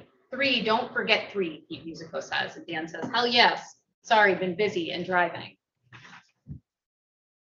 A few days later, Mr. Croft, who's in Wisconsin training, that Wisconsin training, tells Mr. Morrison, we getting ready to pick it up several notches. I intend to start at your home state with a 5-state coalition. What does Joe Morrison say? I'm down for it. And when there's a meeting of the players from Wisconsin, from the national group, right, in Peebles, Ohio, the very next weekend, Mr. Musico knows about it because he texts Dan and he tells him to bring the 3 plan again to the table. On the right is, on the top is Pete Musico. How did it go? And do you feel there are events there? You know, we are all terrorists now, peace-loving citizens, terrorists, some bullshit. And Dan replies, bound to happen, was a matter of if, not when. No feds, no direction, really. He's talking about the group meeting and how they were supposed to come to an agreement about what they were going to do moving forward, and that there was no agreement. And Pete Musico says, is there a tomorrow? Bring up 3, this 3 plan. And Morrison knows about this meeting down in Peebles, Ohio, too, because he talks about it. He talks about getting an update from Barry Croft. Heard you boys had some unexpected guests. I just talked to Barry. Well, Bellar knows about the meeting in Ohio, too, because he asks another Wolverine Watching member about it. How was Ohio? Y'all good? And Dan Harris says, frustrating. Paul Bellar says, ah, fuck. Dan Harris says, we'll explain Thursday. And Paul Bellar says, roger that. 6 days later, Paul Bellar is doing this at the Fowlerville train, practicing shooting from vehicles with others, filming, taking videos.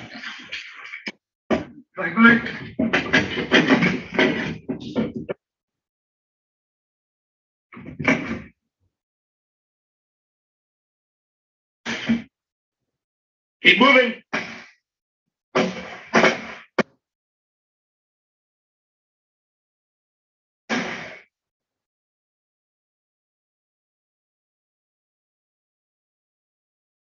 This is the same training that Josh Miller attended, who came in and told you about how he left the group. And at that training, Paul Bellar passed out the code words that were about. And Josh Miller got his, and except he didn't burn it, even though at the bottom it says signs of requirement, OPSEC says it must. Please abide by this. Keep our team and yourself safe. Josh Miller knew that something was not right with this group, right? And what they were doing. He went to one training, he saw what they were doing, he talked to them, and he was out of there. And right after this training is when Paul Bellar left the state. He didn't leave like Josh Miller left, sort of scared and freaked out by what was going on here.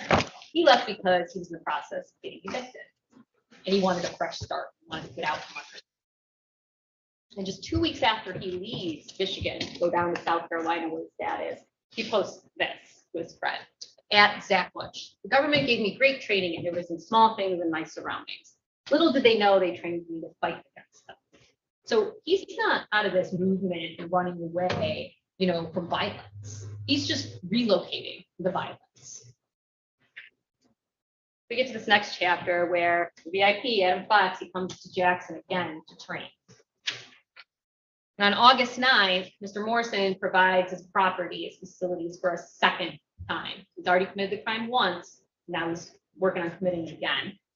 And at this point, crime's already been committed by each one of these defendants, and Mr. Morrison is providing his land again. Provides his land and his facilities, everyone has guns. And here's some of the things discussed at training with Mr. Morrison. Again, these are in time order, but they're not one right after another. Mr. Musico talks about his, Mr. Musico is not present, but the catch and release 3 plan is discussed. Well, I mean, we don't even know that possible. Folks disappeared off the face of the fucking earth. No one knows where they went. We don't even have to fucking still at the same standstill. So once we had the package, what do we do? Catch and release. Respond on them, let them know what period. If you take something, they need to leave that. What's the package that they're talking about? Package is the governor of the state of Michigan. Mr. Fox talks about how more effective and deadly they can be if they come together and train and take everyone else's criticisms. I think we bring more of that kind of fucking mentality. If we can get, lead by example, get people on the same page, so they can come and train.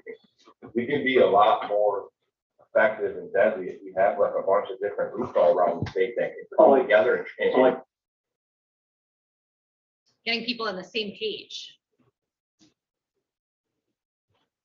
Just like how Mr. Morrison referenced, they're all in the same book. They just need to be on the same page. Here's Mr. Fox referencing it. Mr. Fox asked Mr. Morrison if he's down with kidnapping the governor. You'll mistake taking what? I had to people. Taking the ball off the field here, but you do it. Listen, I am. You on board?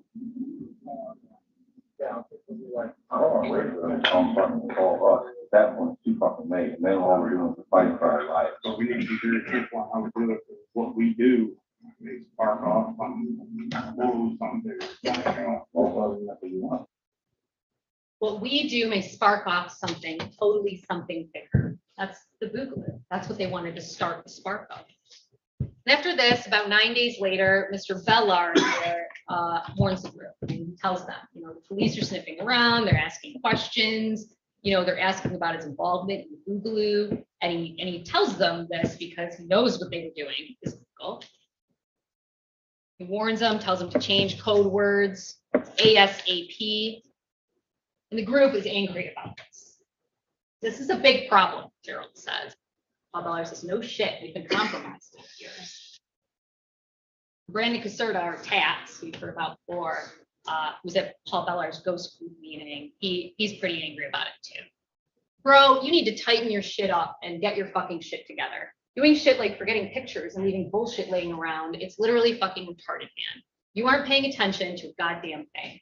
Get your head out of your little fucking girlfriend's ass and pay attention to what the fuck you are doing. This type of shit is unacceptable. And yeah, I'm pissed off because we either have a mole in our unit or our guys are so fucking stupid they don't know how to cover their own tracks. I'm not going to get hemmed up and ruin my life because of someone else's stupidity.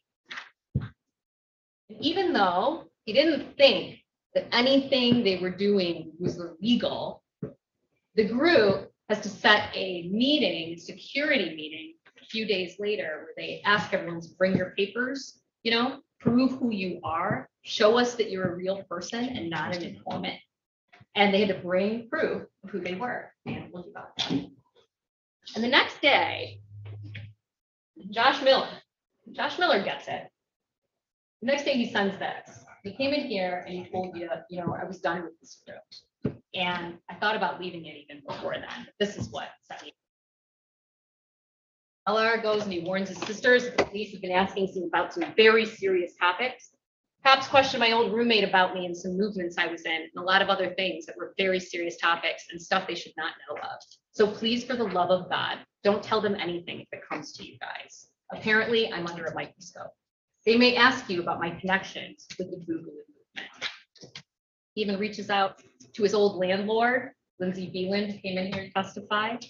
He didn't even know her that well, but he asked, is everything okay? Milford Police was contacting old friends of mine to ask really weird questions. I was just wondering if they needed to clear anything up. She said, I'm not sure what you're talking about. Everything's fine. And Mr. Bellar starts thinking about this mole, right? And how the police could have known about his involvement. And he figures out that Dan, over here, is an informant. And he sends a picture of Dan. He immediately tells Mr. Morrison. He sends that picture to Dan. He says, or I'm sorry, not to Dan. He sends Dan's picture that he finds on Facebook to Mr. Morrison. And Mr. Bellar said, or Mr. Morrison says, Jesus. And Mr. Bellar says, I think we've had a mole for a while now. Just hoping this whole mole shit doesn't tear us all apart. And Joe Morrison says, it won't. We will find me who it is, and they will be. The next day, Mr. Morrison tells Musico, and Musico relays that information to Adam Fox, so he can avoid apprehension. I'm working on a couple infiltrators right now. That very same day that Mr. Musico relays that information, Adam Fox reaches out to Morrison to tell him how much he's needed. You got wires still? You and I need to start keeping in touch better, bro. Need you.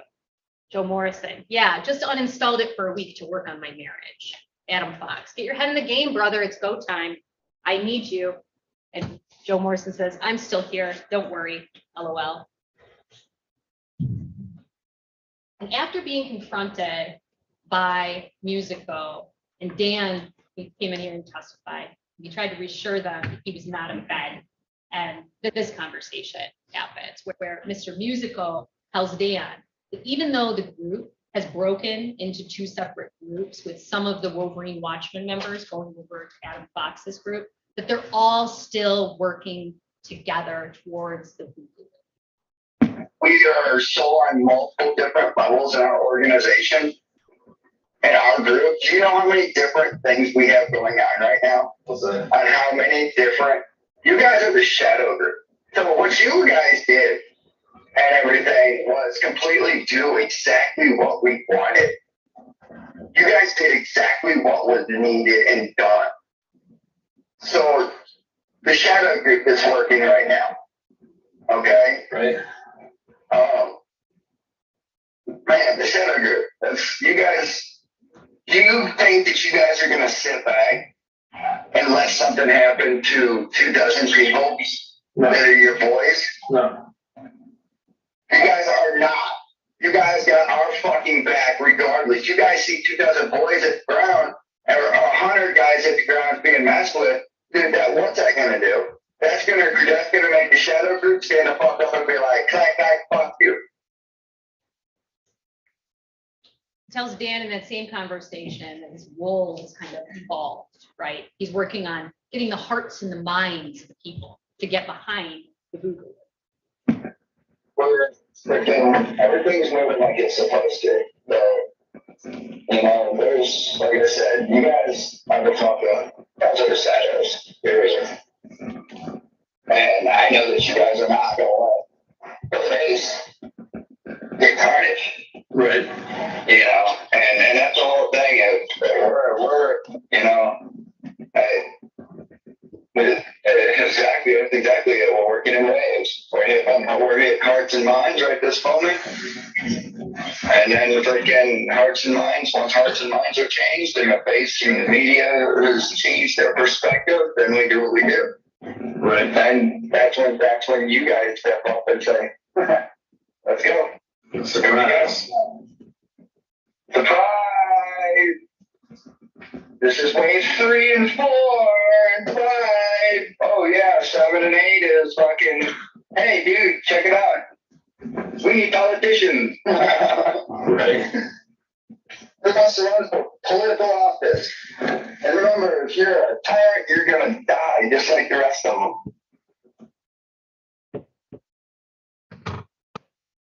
Hearts and minds, right? Remember hearts and minds? That phrase? It's what every good insurgency does, right? Here's a Boogaloo manual that Mr. Morrison posted back in March of 2020. It's submitted as an exhibit. Basic Boogaloo tactics, long-term, how do we win? Hearts and minds. Revolutions require a fundamental transformation at all levels of society in order to be successful. You might also want to check out the section, if you take a look at it in the back from deliberations on propaganda, the role of propaganda, and how to do propaganda in order to win the hearts and minds. 2 days later, Mr. Musico is telling Dan about how the Wolverine Watchmen National Group are again working all towards the same goal. You guys at National Exercise are our backup, and you guys were all plugged in with the same exact same people. Right. Every single one of us are all plugged in together, which is funny. Right. I really find that hilarious as fuck. Yeah, that's pretty crazy. I mean, we're all the same fucking group. You know what I mean? We're all still the same fucking. We're all still the same. It doesn't matter. We're all doing the same fucking cause except for minds. Hearts, I see it. Minds changing hearts and minds, face-to-face communications, networking with fucking people, you know, like I said, man, this has to be ordained by God. And at that same time, Mr. Morrison is talking to Barry Croft. Glad you're still kicking and screaming, Barry Croft. That probably won't stop until I'm dead, LOL. Joe Morrison, you're gonna go out the same way you came in, kicking and screaming, covered in someone else's blood. Barry Croft, I'm praying for it. And the next day, Joe Morrison is telling what's left of the Wolverine Watchmen how he wants to train again because the Boogaloo is near. Boys, I want to do a rehearsal soon. The dance is near. Morrison talks about how the guys who left are the shadow group. I might go the last day. He's talking about the training up in Luther, Michigan, you heard about, where they did the surveillance. I might go the last day. Please don't think as the guys who left not still our brothers. They are more of the shadows. And 2 days later, again, Morrison is predicting the Boogaloo start. We're getting closer. Why? Because Mr. Morrison and Mr. Musical are still in communication with Croft and Fox. They never stopped being in touch. Mr. Morrison tells Mr. Fox on September 19th, 2020, the storm will be here shortly. Adam Fox says, yep, that's why we've been training and preparing like we have. The FBI steps in and arrests Mr. Morrison, Musico, Bellard, Mr. Fox, Mr. Croft, all on October 7th. And before those arrests in late August and mid-September, Barry Croft and Adam Fox, they go and they surveil the governor's house for Mr. Musical's plan for kidnapping the plan that's hatched and nurtured here in Jackson County, where Mr. Morrison ran Wolverine Watchmen until the day of his arrest. It's really unmistakable what these men in this case did. They promoted terrorism. They sought out terrorists. And when they found them, they trained them. And it wasn't just this 1.5 hours that was provided on June 28th, or just like, you know, some medical training, some firearms tactics. It wasn't just that. It was more than that. Scanning was a squad, and it was a blueprint for Adam Fox to look at. Wolverine Watchmen taught him how to attract, organize, and train a group of operators for his planes. Morrison taught him about OPSEC, operational security, how to run a gang, how he should vet people, how to recruit people. He taught him how to run firearms training. He taught him how to move as a team, squad tactics. He taught him how to organize, like organizing by training itineraries. They gave him advice. They showed him the recipe of how to build a group. And ultimately, Wolverine Watchmen gave him his idea for his final plan. Go to politicians' homes at night, catch them. And at the start of their relationship with Fox, he wanted to storm the Capitol, right? He wanted to take hostages, send a message. By September, he was taking the violence to one particular politician, Governor's private cottage up on a lake in northern Michigan. And Mr. Fox had adopted Pete Musico's plan. Mrs. Fox, under a bridge in the city where the Governor's cottage is located, looking at where he can place explosives to blow up a bridge and slow law enforcement response time when he executed Pete Musico's plan. They were in the same book, all of them, and they had finally got the same page.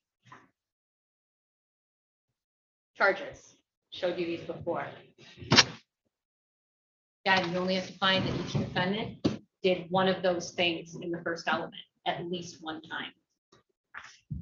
Second, that they did it so that Adam Fox, Barry Croft would use it at least in part to plan or to prepare for an act of terror. And we have proven all of these. Mr. Bellar provided training, medical and firearms training. Mr. Morrison and Musical, their facilities, their land. Wolverine Watchmen as a group, personnel. And intangible property, all the advice they give, the blueprint they gave for how to build a group. And again, it's not in here. A lot of training, good training, a lot of facilities, good facilities, significant facilities. No words like that. There are no words like it's got to be a solid or a feasible plan, a good plan. There's no words like that. There's no words that the act of terrorism has to actually be carried out or close to being carried out. There's no requirement, actually, when you look at your jury instructions, that they had to know exactly which violent felony that Fox was planning or that Croft was planning. They just had to know they were trying to plan a violent felony that was politically motivated, as to satisfy all three of those elements. And the acts of terrorism in this case that we say that we have proven are they wanted to kill police, kill politicians, and kidnap the governor of the state of Michigan. Gang member charges. Wolverine Watchmen was a gang. Defendants were members of a gang, and they committed the felony in the previous slide. And that the gang provided motive, means, or opportunity for committing crime. And like I said before, they linked up with Fox and Croft, who were their gang, because of their gang, and they provided that material support because of it. We've proven all of those elements to you. And last, that the defendants committed felony firearm. They committed the crime of material support, and that they did so, time they committed the crime, they knowingly carried or possessed firearms. They had firearms when they provided that material support.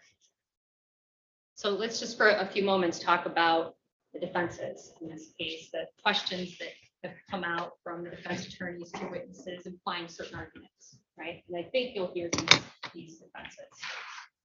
And I want to keep a few things in mind. I think the first one you'll hear is, X was legal, Y was legal, Z was legal. Protests are legal, anarchist cookbooks are legal, carrying guns in the Capitol, it's all legal, right? It's suggested to you that at every step of the way, that these defendants did legal things. So, how could that have been a crime?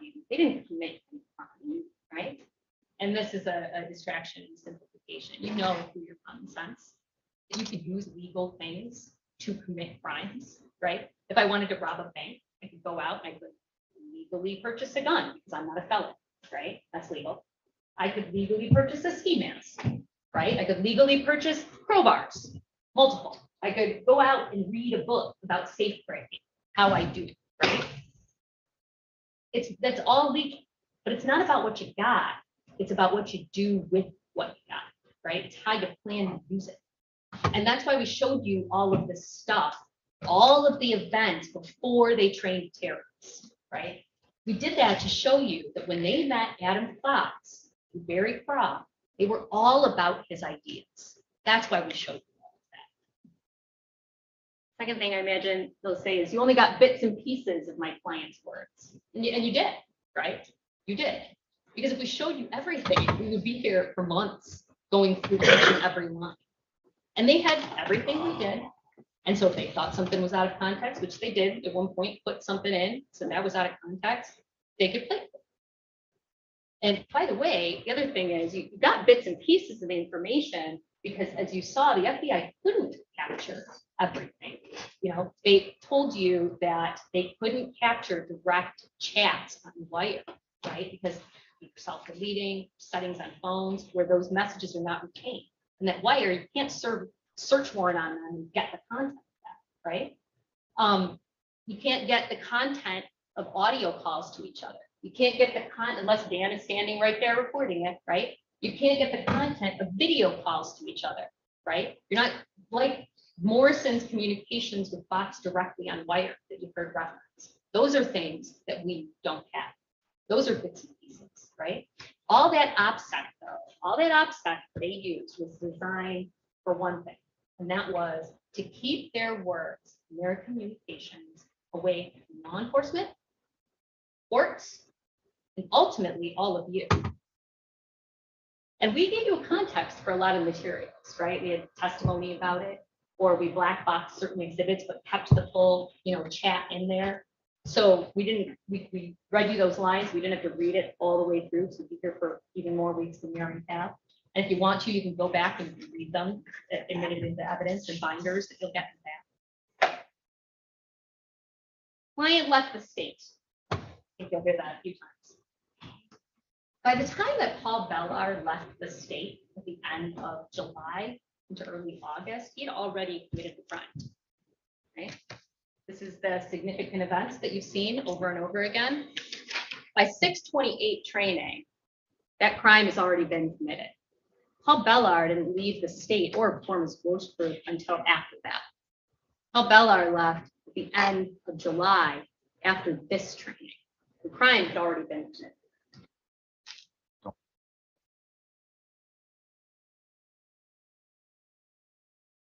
Client wasn't at every meeting or every group chat. Imagine you after that as well. And that's right.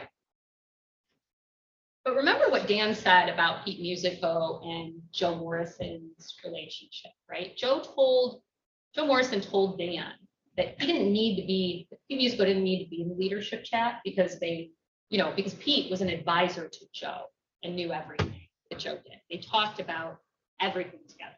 They lived with each other. They worked at a chimney sweep business together all day long. They went to the same church. John told you when they came in the mug and bops, they were always together. They were joined at the hip. And every time Mr. Morrison came into some information, Mr. Musical would know it immediately after. And you saw that throughout the course of this case. Mr. Morrison became friends with Barry Croft. A few days later, Mr. Musical would too. Mr. Morrison became friends with Adam Fox a couple days later, not a day later. Mr. Musical would too, right? When Mr. Paul Bellar warned Joe Morrison Dan was a mole, the very next day, Musical was relaying that information over to Adam Fox. They were joined at the hip and they knew everything together. They didn't need to be in every group chat and every group discussion, every phone call to know what was going on. Client was just a prepper. Right, a prepper being like a person that prepares for the collapse of society, somebody that is training to prepare, I guess, for the collapse of society. They weren't preppers. They were boogaloo boys, and they said it over and over and over again, right? They made fun of preppers. They made fun of LARPers, right, the live action role players. They weren't stockpiling food and water and beans, right?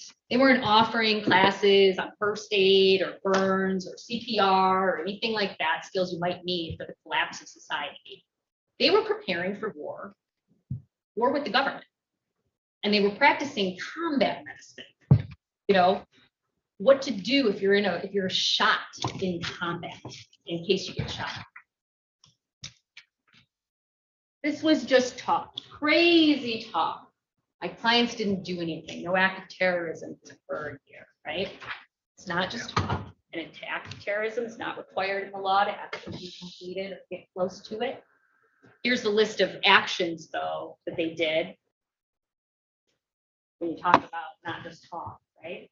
They purged inactive members from the group. They had mandatory trainings. If you didn't come in person, you were out. mandatory trainings. They compartmentalized information, so in wire chats, right, you would only be allowed in certain people would be allowed to compartmentalize information as an action.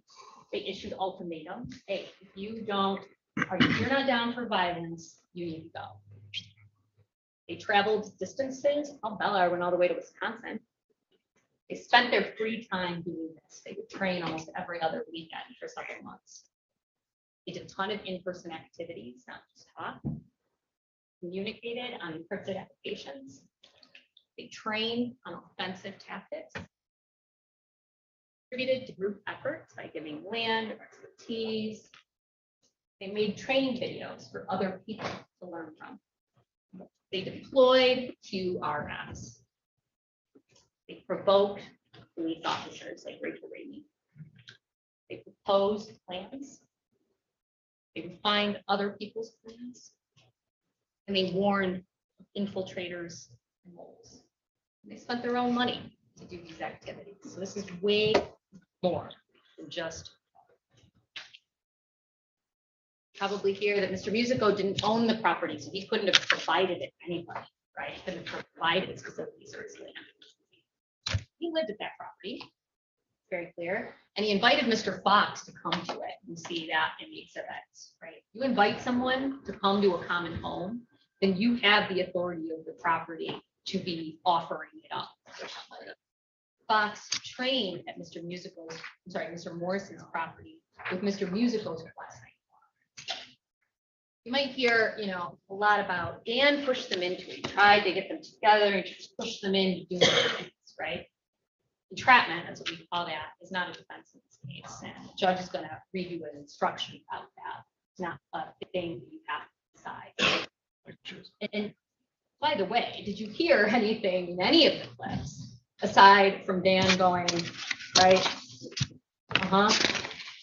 Okay. You didn't, because Dan didn't have to force anybody to do anything in this case, right? He didn't force them to do anything. This was already important to them. The train had left the station. They were already on that train. You saw Mr. Morrison's notebook, right? Where he's like practicing his name, Blue Bunyan, his cursive handwriting. It's important to them. You saw him talk about how he busted his butt to put this group together and get them in touch with Barry Fox, right? Sorry, Barry Croft. Right? You heard that Paul Bellar left the state at the end of July and went down to South Carolina and started his own group, right? All without Dan. You'd heard Mr. Musico talk about the group since March of 2020. Dan didn't push anything. They all made their own choices. Here's what I also imagine they would talk about. Their clients didn't know that Mr. Fox was actually going to go do a terrorist attack. Paul Bellar met Adam Fox 4 times. June 18th, rally, right, in person. Back check meeting on June 20th. The June 28th training in Munich at the Morrison Musical Residence, and July 11th in Wisconsin. Well, Mr. Fox's interestiness was obvious to anyone that came in contact, right? His whole brand, his whole personal brand was dangerous. And you saw his videos to his followers. And, can you imagine, do you think that he would turn it down all of a sudden? He met Paul Bellar. He did, because you heard recordings from meetings, you heard from Dan about how he was the exact same person. Mr. Morrison, Mr. Musical, brought this Leroy Jenkins from Grand Rapids to Jackson County to train. They brought that man to their family home where their kids with their heads down. And Adam Fox told them from day one what he was all about. And they still brought him here to Jackson County. And the defense attorney's opening statements at the beginning of this case, you heard them acknowledge that Mr. Fox and Mr. Croft are the terrorists here. They said at the beginning of this case that they were terrorists. It would be disingenuous of them to come up here and tell you and now say the opposite. And you heard Mr. Morrison's description, and I showed it to you before. These were the real deal MFers. That's how he described them. Thank you for your patience in listening to me. and patience in this trial and sacrifice you've given to be a part of this jury. And I know that you've all paid for your attention, all taken a ton of notes. The defense. But then you're going to hear after the defense closes from my colleague, Bill Ralston. And he's going to tell you why we've met our burden. I believe that after you hear all the arguments in this case, take a look at all of the evidence, you're going to find beyond a reasonable doubt. We're going to take a break.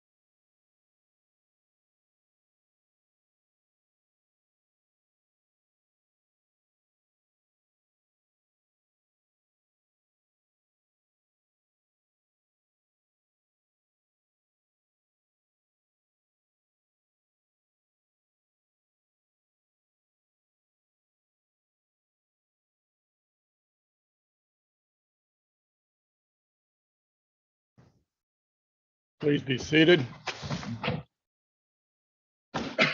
Johnson, whenever you're ready. Ladies and gentlemen, good morning. I'm sure as you know by now, my name is Kareem Johnson, and I represent Peak Musical, who is not here with us today. The judge already explained to you why. But on behalf of Mr. Musical, we thank you for coming here and agreeing to hear this dispute between him and the government. As the judge instructed you before we started this trial, anybody that is accused of something by the government can come to a court and fight those accusations, and a jury of their peers gets to hear the case that the government brings against the citizen and is entitled to an attorney and to fight this accusation. And we appreciate you guys doing that. I know when we started this process, you were told this would be, what, 2.5 weeks? And now here we are starting week 4.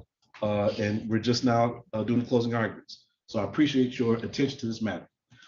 This is not an opportunity to give a closing argument, but I'm not going to argue with you because the facts and testimony comes from the witness stand. You guys are taking notes. We've heard it. There should be no dispute about what the credible facts and testimony in this case are. And you are the ultimate deciders of fact anyway. What you decide is final, and you don't owe anybody any explanation as to what you decide to be the facts in this case. Going to try and be concise and quick. I know we've been here for a long time, and I don't want to, keep going over the same things. And I know there's going to be other issues that my co-counsel are going to go into in more detail. So I'm going to leave that to them. Okay. So just because I may not go into depth on the issue does not mean that I don't think it's important as it applies to Pete. Just think that other co-counsels in a better position to address those issues in terms of their defense and how it relates to their client. Going to go over some key points of law with you. The law is going to come from the judge, and we're going to talk about material support of terrorism and those elements that the prosecutor has told you that they're going to try and prove. That Mr. Musical somehow provided training or personnel to Adam Fox, individual that you've heard about but you didn't see in this trial, okay? And that he somehow provided facilities. We're going to talk about our defense theory. And as I told you in the opening statement, if I've done my job through the trial, you already know what our defense is, and you already know why I believe Mr. Musical is entitled to a not guilty verdict. We'll talk about that. And lastly,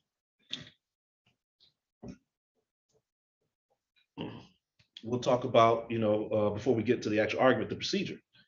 As you see, the government gets to go first, then we go second. The government gets to go last to rebut anything that we say. And that's because in this, in all criminal cases, they have the burden, right? We talked about the presumption of innocence and how all of the defendants, particularly Mr. Musical, is presumed to be innocent. The government has to overcome that burden. And also, they don't know what we're going to say, right? So the law gives them a chance to speak last, to rebut anything that we say. And hopefully, all they'll do is rebut. They won't go into anything new. If they do, I may be barred from getting up and addressing what they say, but that does not prevent you from discussing it in deliberations, the 12 of you that will ultimately make the decision in this case. Something that I've told you from the outset in this case. Just because the government gets to speak last doesn't mean they're right.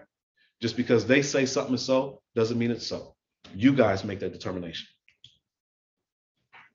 The judge will go over the law.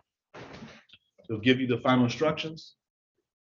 We're going to, I believe, get this group of 14 down to 12. Those 12 of you will go back.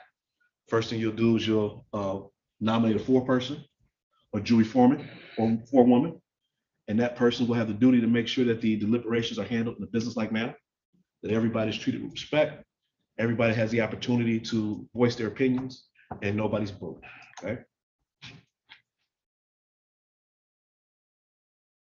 First charge the government has brought against Mr. Musical, as we've talked about, is the material support of terrorism. And in this case, the 3 that they are alleging that apply are providing facilities, training, personnel. They talked about intangible property. Tangible property doesn't apply here. Intangible property, stocks, bonds, patents, those things in law that have value, but you can't touch. what they are talking about in terms of advice, that goes to expert assistance. That's in the instruction that you're going to get, okay? But they're trying to classify what goes under expert assistance as intangible property because no expert assistance was given. And we'll talk about that later on through our discussions. I'm going to talk about gang motivated crimes. And was this a gang? Was there consistent contact? As I told you before in my opening,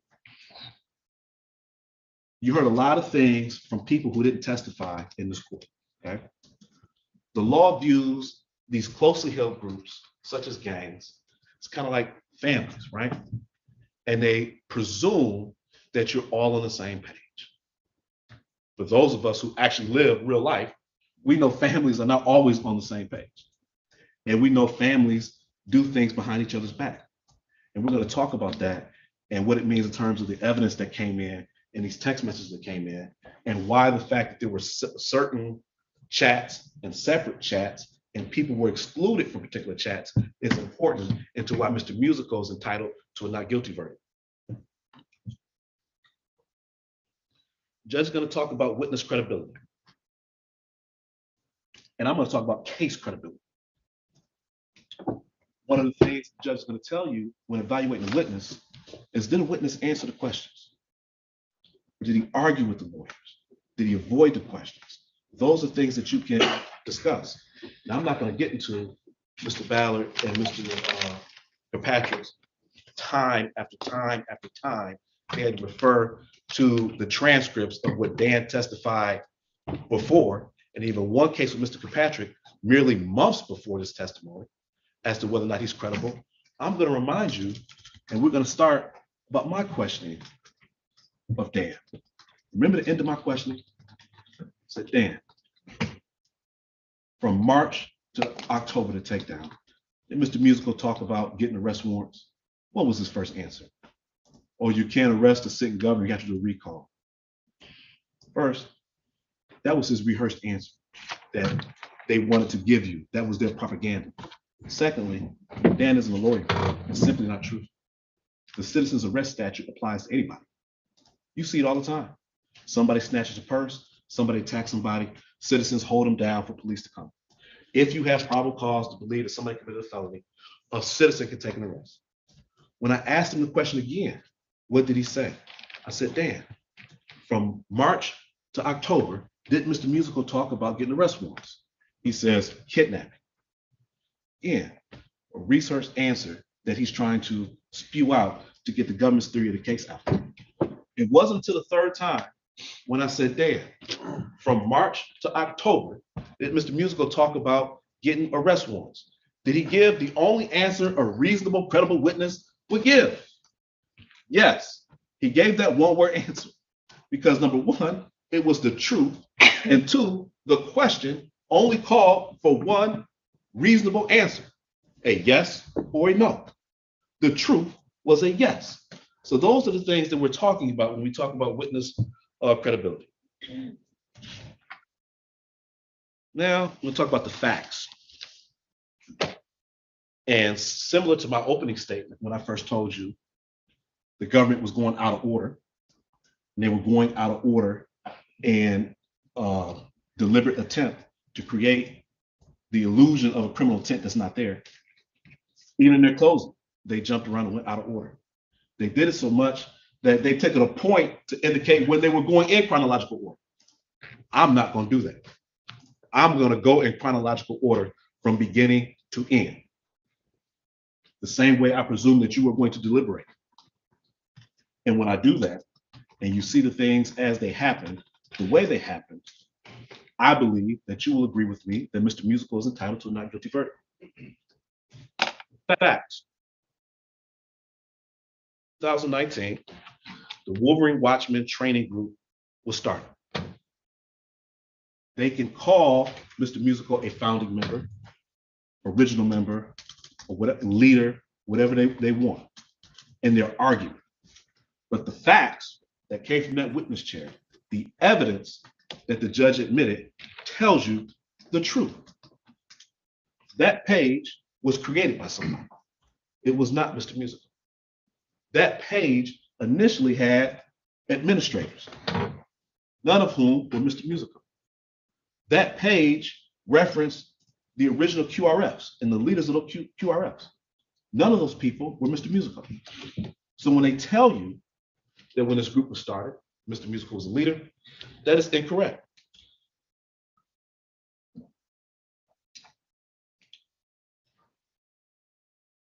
There's not even an allegation that in November, when this group started, that anybody in the Wolverine Watchmen committed any crimes.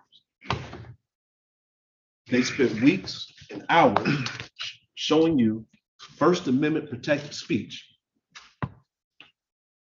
that you may not agree with, in the sole attempt to try and vilify the people that sit at this table, particularly Mr. Musical. And that's just wrong. The memes, the posts, the context were all lawful. They started in their closing argument, their opening statement, telling you about how they were just mad at everybody. They were mad at Trump. They were mad at the government. They were just mad at the government. They were mad about these red flag laws.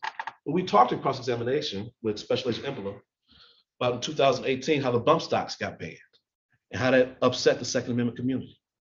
So there was a reason, there was a legitimate political reason why they were upset in 2018 and in 2019. We get to January 2020. Again, there's no accusation that any crime has occurred. They're training, they're talking, they're sharing their First Amendment beliefs. They have rules, they have a process. They don't want cops around. One of the other co-counsels got into that. They talked about when Special Agent Impala, this other group that they knew about, how this other group had a Fed in it for a year. They didn't want that. They didn't want police around them. There's nothing wrong with that. That is their right. It's a right that is still listed under the First Amendment, not just the freedom of speech, the freedom of assembly. The right for me to associate with who I want to associate with and not be forced to associate with people I don't want to be forced to associate with. They chose to not associate with law enforcement. There's nothing wrong with that. There's nothing criminal about that. That was their right.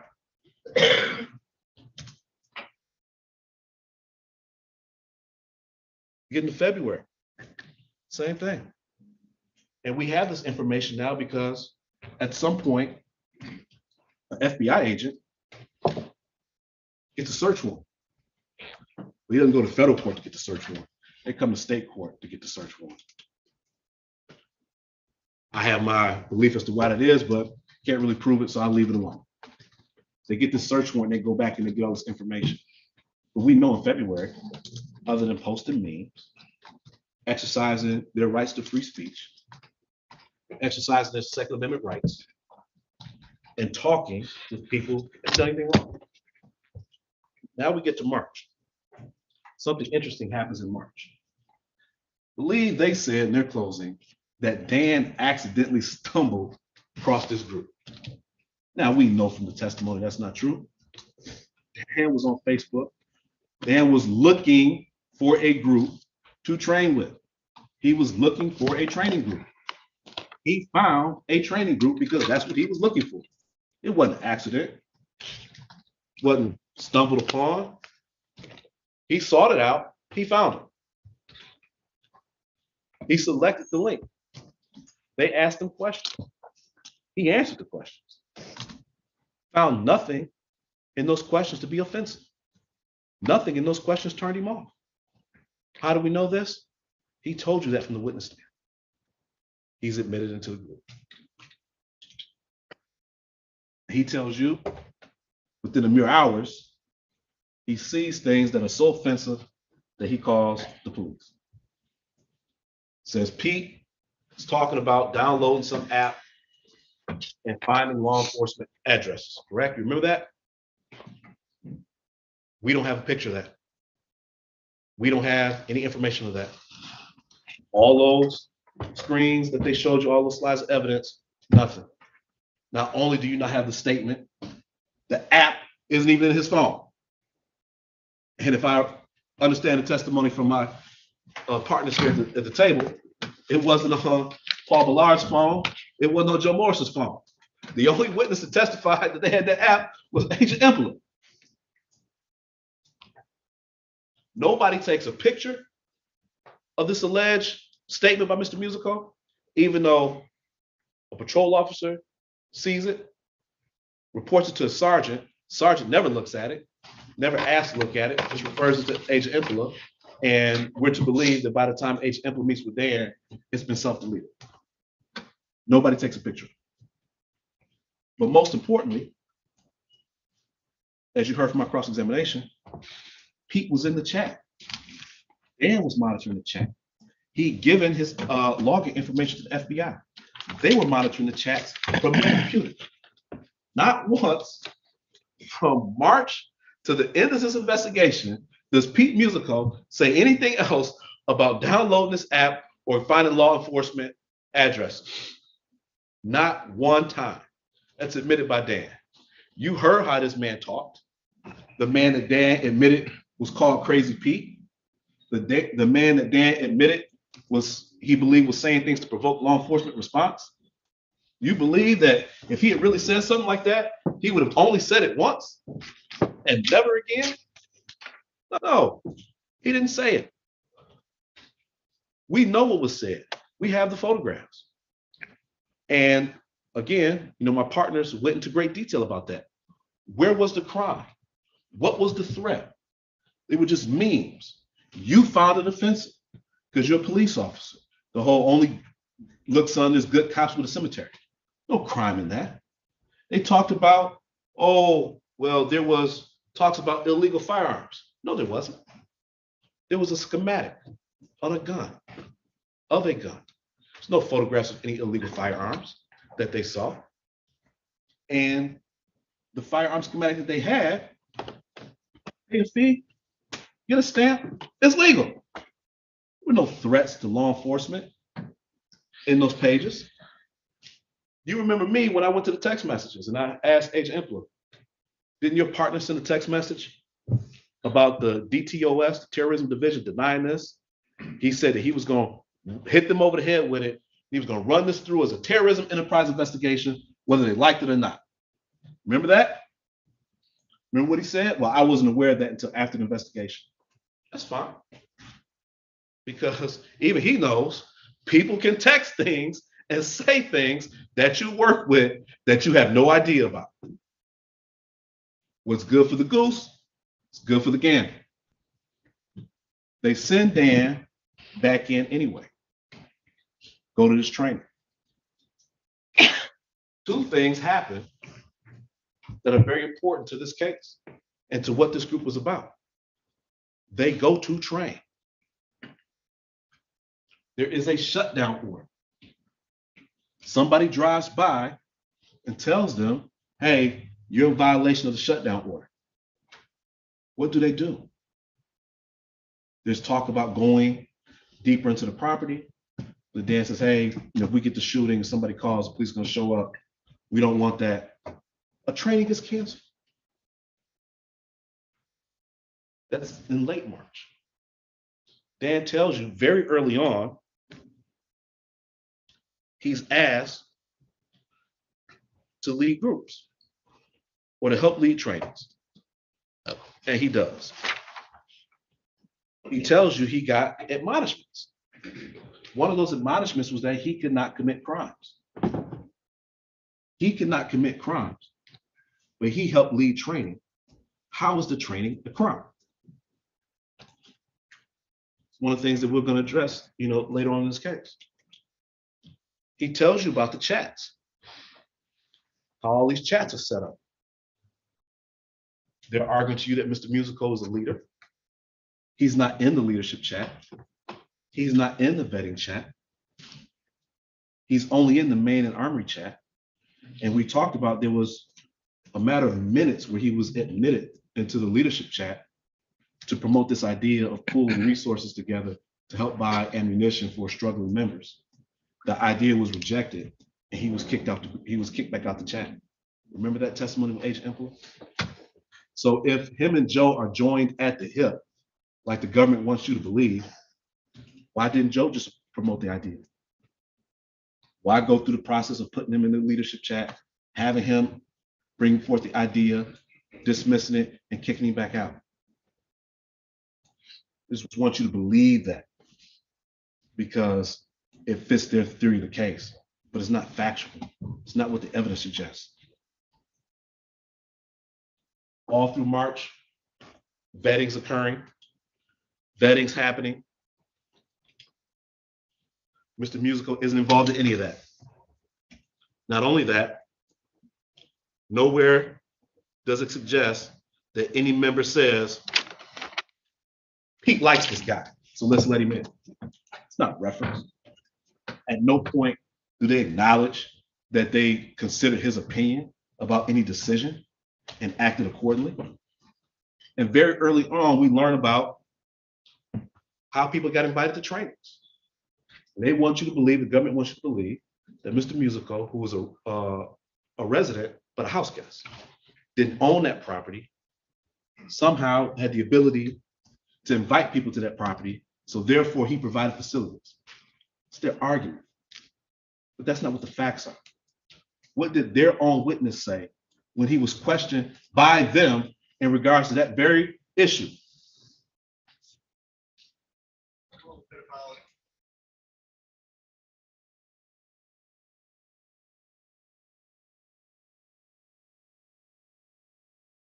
Can you hear that? I can't barely hear it here. So.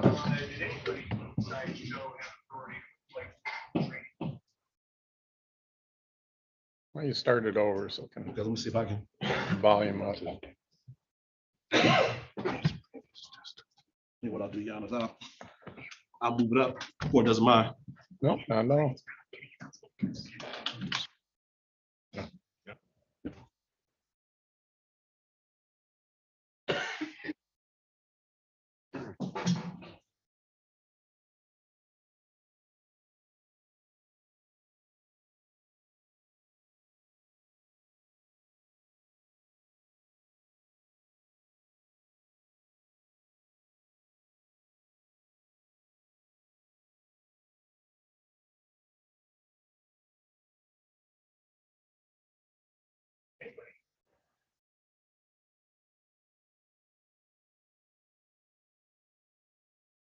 So Mr.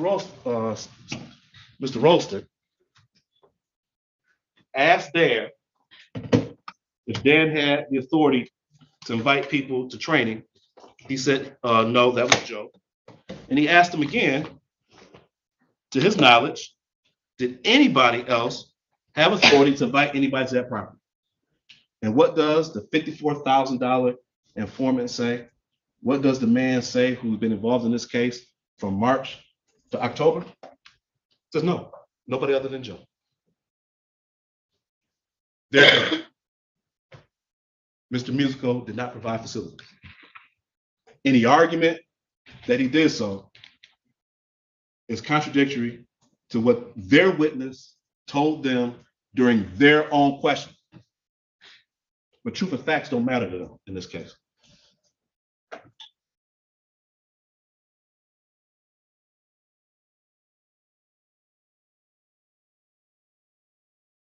We get into April. Now, in April, we know that there's been a shutdown. Lots of people are upset. There's protests that are going on for a vast number of things. We know that on the 15th, one of those protests are attended. There's rules, there's regulations. I think there was testimony in response to my questions from Agent Emperor that Mr. Musico would even call MSP and ask, what the rules were, and he would post in the main chat, what those rules were. They get dressed up, they go. The government wants to make a big deal about them yelling at people and wearing body armor and rifles when they go to this protest. That was all lawful. Yes, they were upset. Yes, they were yelling. They were protesting their government. But you know why that isn't terrorism? Because that's not a violent felony. So as much as they don't like it, as much as they didn't want them there, as much as they wanted to keep the Wolverine Watchmen to keep their grievances to themselves, the law allowed them to protest in that manner. And the law doesn't say you can only protest if you do so politely. You can yell, you can scream. That's the point.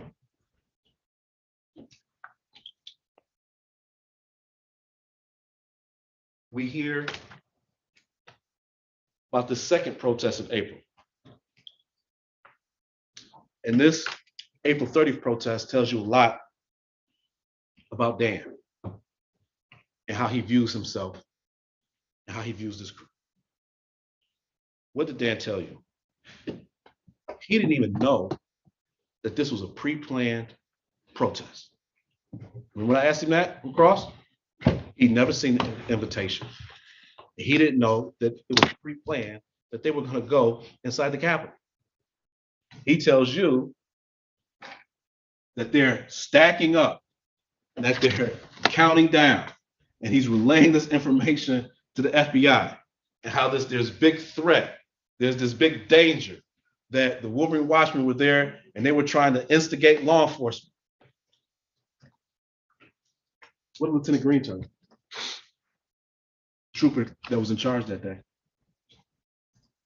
It's a planned protest.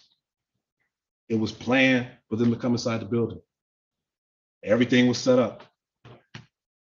We had our security there. They had to get in line. They had to answer the COVID questionnaire. They had to take their temperatures. They were in, I think you saw the video with Adam Fox, they were in a single file line. And they,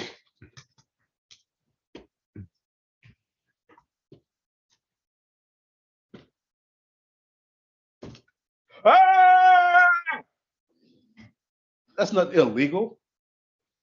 That's not anything violent. That's similar to senior skip day. Remember when you were in high school, you thought senior skip day, you were so big and bad because you didn't go to school that day. And then as you get older, you realize, wait a minute, it was on the calendar when we started school back in August that this day was senior skip day and you didn't have to come. You didn't do anything special. It's like my daddy used to tell me, when you live in this house, you're gonna do two things. What I tell you to do and what I allow you to do, right? That's what they did at the protest. They did what they were told to do and what they were allowed to do. They didn't do anything else. Lieutenant Green told you that he was there, he was in that line, and he saw Mr. Musical, right? Remember that? Told you that they had gotten intelligence on the group that Mr. Musical was in. Told you he was there, he saw Mr. Musical, that people were yelling, that they had this line to prevent people from going inside the chambers. And we talked about it, being open to the public at the discretion of House and Senate security. That's fine. He told you somebody was yelling, 1, 2, 3, push forward. Remember that? And remember me specifically asking him, was Pete yelling anything like that? What did Lieutenant Green say? He said no. Think that's something that he'd be mistaken about? Somebody that he was given intelligence to look out for on that day? So when people argue that Mr. Musical was somehow trying to encourage people to breach that line and enter those doors that House and Senate security said you can't enter to, that's just not right. It's incorrect.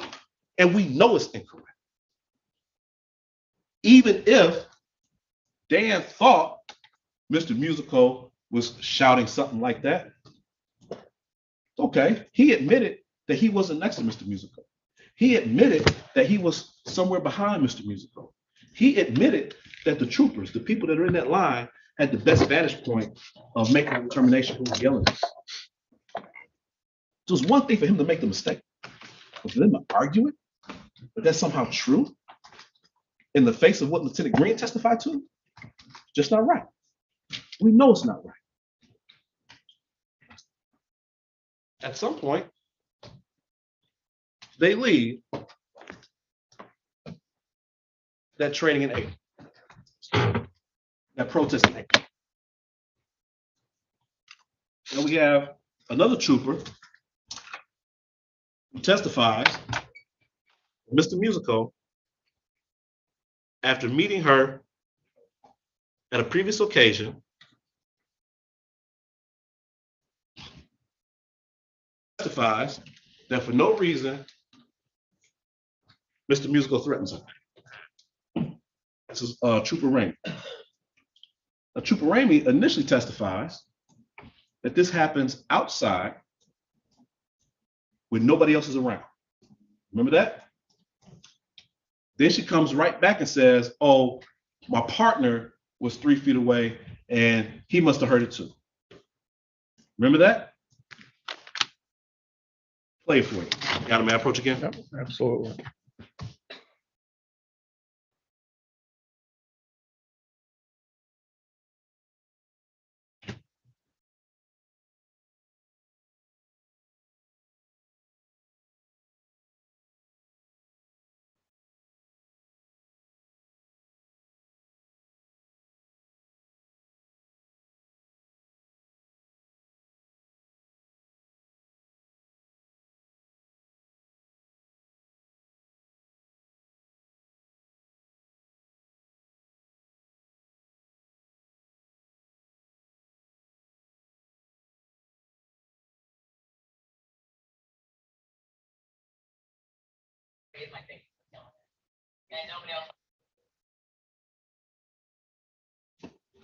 And nobody else is around, it's just him and I. She's continued to be questioned about that, and now she inserts her partner.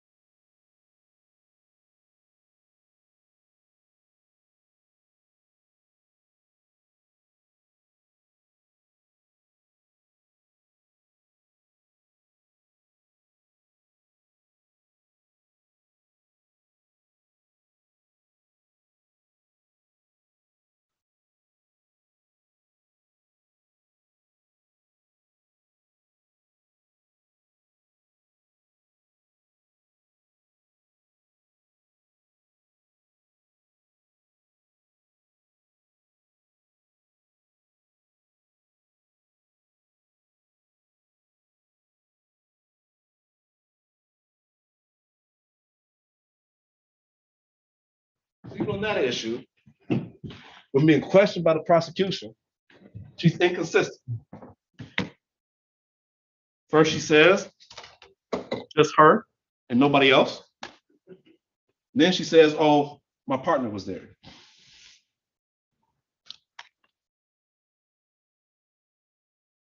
This issue, no testimony that she ever wrote a police report. She's alleging that Mr. Musico, while armed with an AR-15 and a handgun, gets 5 to 8 inches from her face and threatens to kill her, but isn't arrested. We've talked about the surveillance that was there that day. We talked about, and you've heard from Lieutenant Green how there was a special bulletin that went out regarding this guy and this group. Coincidentally, no evidence that this altercation was caught on video. She indicated she wasn't wearing a body camera at this time. We'll go again. Pete's supposed statement about getting law enforcement addresses and downloading this Hunt app, not documented, not recorded, doesn't have it on his phone when the police get it. Now we up here at the Capitol, he's threatening to kill a trooper. Nobody else sees it. It's not captured on any type of recording. There's no documentation. They asked Dan about it. What does Dan say? And I'm not gonna keep going back up there. You have your notes. Dan said he was told this after the second training. Wasn't that his testimony? Second training was in March. Dan told you, and he admitted that, okay, again, this conversation isn't caught on any wire or recording device that Dan has. He admits to you that he's meeting with his handlers every few days. That from that protest to the end of May, he admitted on cross-examination, he met with his agents about 7 times. Not one time did he tell his agent, oh yeah, Pete told me that he had threatened to kill his trooper at the Capitol.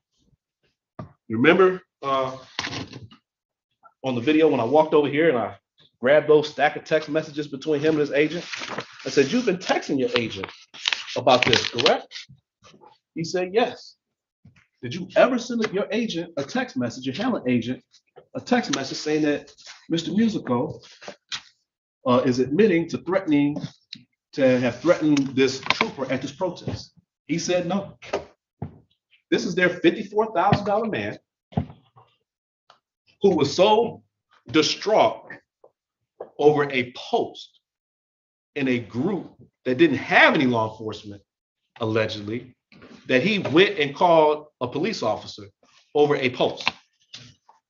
But he doesn't report the supposed actual threat to anybody until the trial.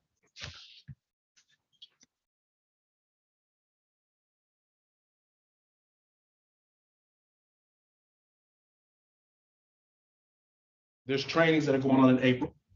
There's vetting that is going on in April. Not going to go into all that. It's uncontroverted. Mr. Musical wasn't in the vetting chat, didn't vet anybody, didn't admit anybody into the group.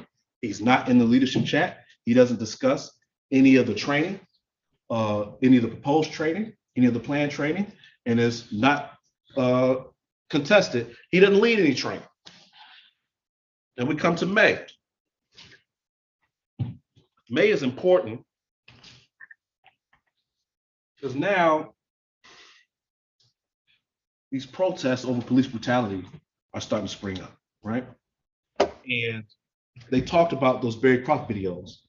And it was in cross-examination that they admitted, well, yeah, those Barry Croft videos were posted in response to the police brutality that was taking place. And they're watching the protests, and they're watching the civil unrest, and they're training. And their training is motivated by what they are seeing real time in these protests. Now, we have, fortunately, have 2 guys that have served the United States Marine Corps. I'm gonna let them argue to you about offensive and defensive training. But I think, you guys were taking the notes. It's the people's position that if I throw a punch at you and you duck and punch back, you're offensive because you threw a punch back. I mean, it doesn't take, and I never served, okay? It doesn't take a military expert to know that if you're in a car and you scream contact and you practice getting out and shooting while backing up, that you're acting in self-defense. But I'll let them get into that in further detail. We heard testimony, and I think I even joked about it, that during these QRF deployments, they notified this FBI agent, who notified DPD. They did the same thing in Flint, right? Notified the special task force in Flint, and they watched these guys who were there, and Mr. Musical wasn't even there, but the guys they watched did nothing but obey the law for hours and then go home. So when they talk about this group being violent and wanting to attack police, that's just not correct. I mean, it's one thing we used to say when I was growing up, ain't nothing in between us but space and opportunity, right? If you want to get it on, let's get it on. They never wanted to attack police. Mr. Kirkpatrick did an excellent job in his cross, getting out the complete statement of his client. And I'll let him, get the detail about that. If anything screams self-defense is that statement. Paul was going to protect civilians who were being wrongfully shot by the police after this George Floyd incident. This is something that's important. It's an underlying issue. It's an issue that nobody wants to address. The reason why so many people were upset about what happened to that man, George Floyd, was because we saw civilians refuse to act for what was it, 9 minutes and something seconds, when they knew a man was being killed, because the badge mattered more than the Black life. That's the whole underlying point of these protests and these issues. What if one person would have stopped that officer as opposed to backing up when he was told to back up? Would Mr. Floyd still be here? It's what they're talking about when they're talking about you got to take action. It's what they're talking about when they talk about defend people. It's what they're talking about. But you know, you can't have great change without great sacrifice. So ultimately, Mr. Floyd is no longer here with us. But it was acknowledged during cross-examination, those videos by Mr. Crawford were posted in response to what had happened. It was a Black Lives Matter protest in response to the George Floyd killing that they went down to. And again, they violated no law. Now, by alleging that those groups were somehow criminal and had criminal intent, it allows them to put in all these text messages and all these wire chat messages as these co-conspirator statements that we talked about in opening and in jury selection. But even in those statements, nothing criminal is stated. As a matter of fact, I think it was Mr. Ballard that on his cross-examination of Dan, when Dan admitted that he said at one of the briefings, these guys have no plan, they're wasting my time. Now I wonder how long after this statement did the FBI start breaking him off with these envelopes of cash, $2,500 a piece.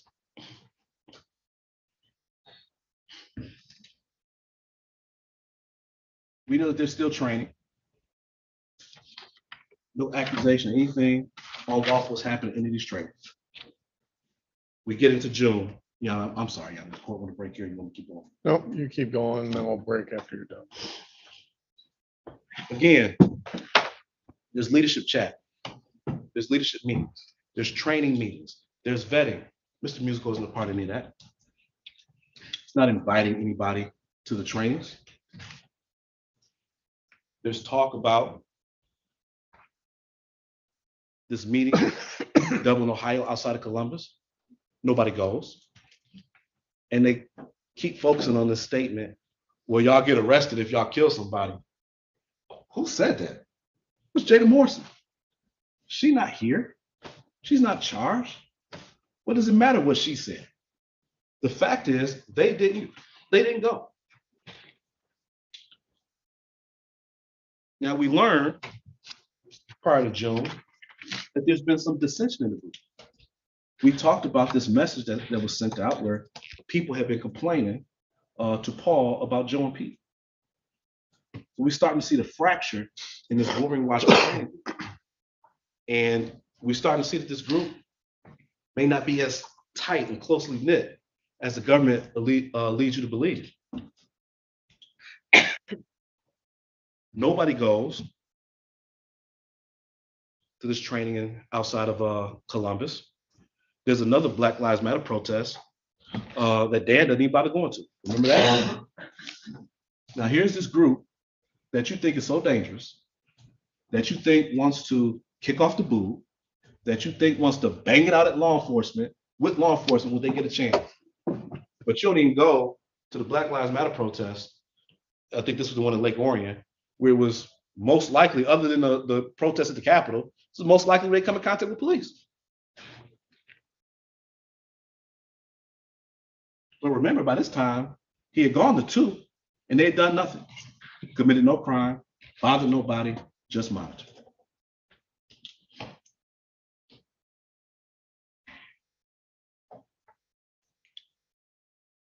They're training, and there's this training on June 14th, and we've heard now an opening and closing, and in their examination of Dan about this Fallujah statement. This is Exhibit 116T. And beginning in my opening statement, right, after they played the little clip, I read the whole thing to you. Read the whole thing to you again. Dan and Mr. Musical. Now, the context, we both agree. Adam Fox has now sent Joe Morrison a clip, right? Where he's ranting. He's saying some things. They're discussing that clip in this invite. Dan says, I'm down for going. Pete says, huh? Dan, I'm down for going. Are you? Is what Pete says. Now, Dan wants to say, well, you know, that really is not what it sounds like. But you got the transcript. You got the audio. Pete is shocked that Dan wants to go to this meeting after what he heard. Dan says, yeah, I'm going. I'm off work for it. I'll put that. Now, let's stop here. This I'm off work for it.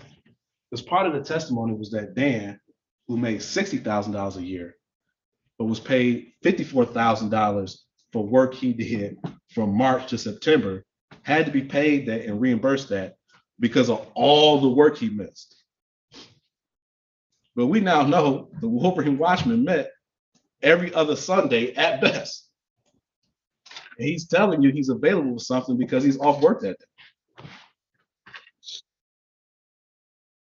And we'll get into the $4,300 computer he bought 2 weeks before the takedown, even though the FBI had spent this entire investigation monitoring the chats from their computer, and he had his stuff the entire time. We'll get to that later. Dan, Mr. Mikkel says, okay, Dan, well, I'm committed to it. Just because, like, Joe wanted to go to one Ohio, and we'd be like 0 for 2. He's concerned that if they miss this, they'll be 0 for 2. There'll be 2 meetings that they didn't go to. Musical says, what's that for? The what to the meeting? Or Dan says, yeah. Pete says, okay. Dan says, because I'm assuming this meeting is pertaining to what? What went down in Ohio? Pete says this meeting is pertaining to kicking off the boo. Dan, oh really? Yeah, this, that point, but I'm gonna let you know right now.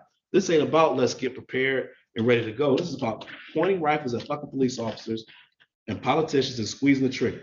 Dan, oh shit. Musical, yeah, this ain't no joke. This is Fallujah. This is starting Fallujah in the United States. That's the part that they keep focusing on. They never play to you the part before that. Dan says, right, Musical, that's what he's talking about. Dan, Adam is wanting to push that. Musical, yeah, it's what he's talking about. His listen to his message. Dan, his message is, listen, you fucking pussy. Excuse me, Musical. His message is, listen, you fucking pussies. Quit running your dick suckers and let's do something. Dan, right. Oh shit. I like to see what he's about. So nowhere in there does Mr. Musical say he wants to. Nowhere in there does Mr. Musical say, I'm going. He's talking to Dan. Why is that important? I think as other councils going to get into, we've talked about that leadership meeting that happened. And again, I'm let them deal with that because they went through the transcripts, had to remind Dan about what he testified to, who was initially voted, Dan's words, leader of the group. He was. He turned it down and Joe got it by default. So in this conversation, they're speaking to the person who was promoted to lead training after only coming once and who was initially voted to be the leader of the group. You have 117, the exhibit and the transcripts, when Pete's talking to his son-in-law. But I mean, point blank, that's what he's down for, Morrison, Adam, Pete, yeah. Morrison, you talk to him more than I do. Musical, do you know what he's down for? Morrison, yeah. Fucking kicking it off. Yeah, straight out kicking that shit off. I know. Okay, I'm not stupid. That's why I said no shit. Now, we don't have video, right? But we know from the audio, Pete doesn't call his son-in-law stupid, right? Joe says, I'm not stupid. We can't see the look that father-in-law is giving his son-in-law about wanting to go and go to this thing. Now we know Pete doesn't go for this back check meeting. What else do we know about the 14th? We know that Pete is on these recordings, and Dan alleges that he trains on the 14th. Remember, when I was doing my cross-examination of Special Agent Impler and Dan, we went through the chat logs from the 14th. Remember that? And I asked Agent Impler, what does it say there under June 14th? Pete says, guys, I'm sorry for missing training. Beaker, who's Ty Garbin, says, you Gucci, meaning you good. They both acknowledged that was in the transcript of the wire chat. Why is that important? Because it establishes that although Pete may be at the residence and may be captured talking on the wire, may not be training. Nobody in that chat log says, what you talking about, Pete? I saw you train. You were there. I saw you. He says, guys, sorry for missing training. And remember, they told you this was a mandatory training. You'd be kicked out of the group if you didn't train. Says, I'm sorry for missing training. And Ty Garbin, somebody who's in the leadership chat, somebody who's in the vetting chat, says you're Gucci. Pete's there, but he doesn't train. At some point, people go to the back chat. And now, I almost thought I was listening to Mr. Kirkpatrick for a second, because I thought he was the one screaming from the beginning of this trial that when they went to the back chat, they were discussing lawful plans. And I thought he was the one screaming that they're playing this audio out of context and skipping over the lawful plans. Now, for the first time, it didn't happen in their opening statement. It didn't happen in their questioning of the witnesses. But now, for the first time, they're acknowledging that the back chat meeting, the Wolverine Watchmen were there, and they were discussing lawful activity. I'm gonna leave that there. I'm gonna let Mr. Kirkpatrick jump all over that. I'm not gonna try and steal his thunder. I know he's ready.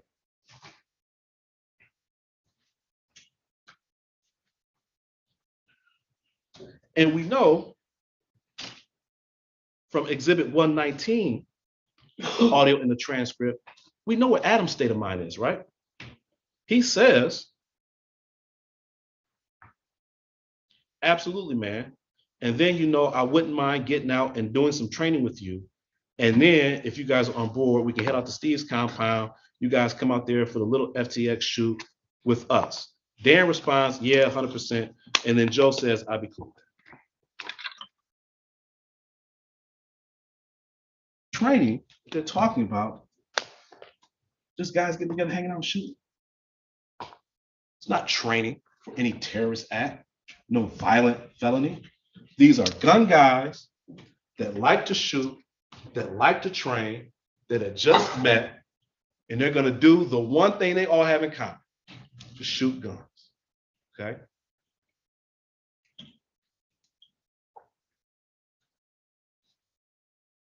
Mr. Musical wasn't at the back check meeting.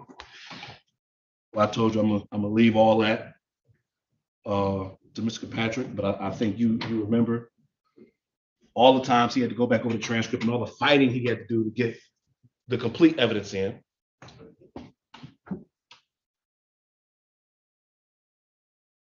After that meeting, we talked about it with Agent Impler. We know that Dan sends a Facebook message to Adam Fox, and they link up and they discuss the tactical situation for the training.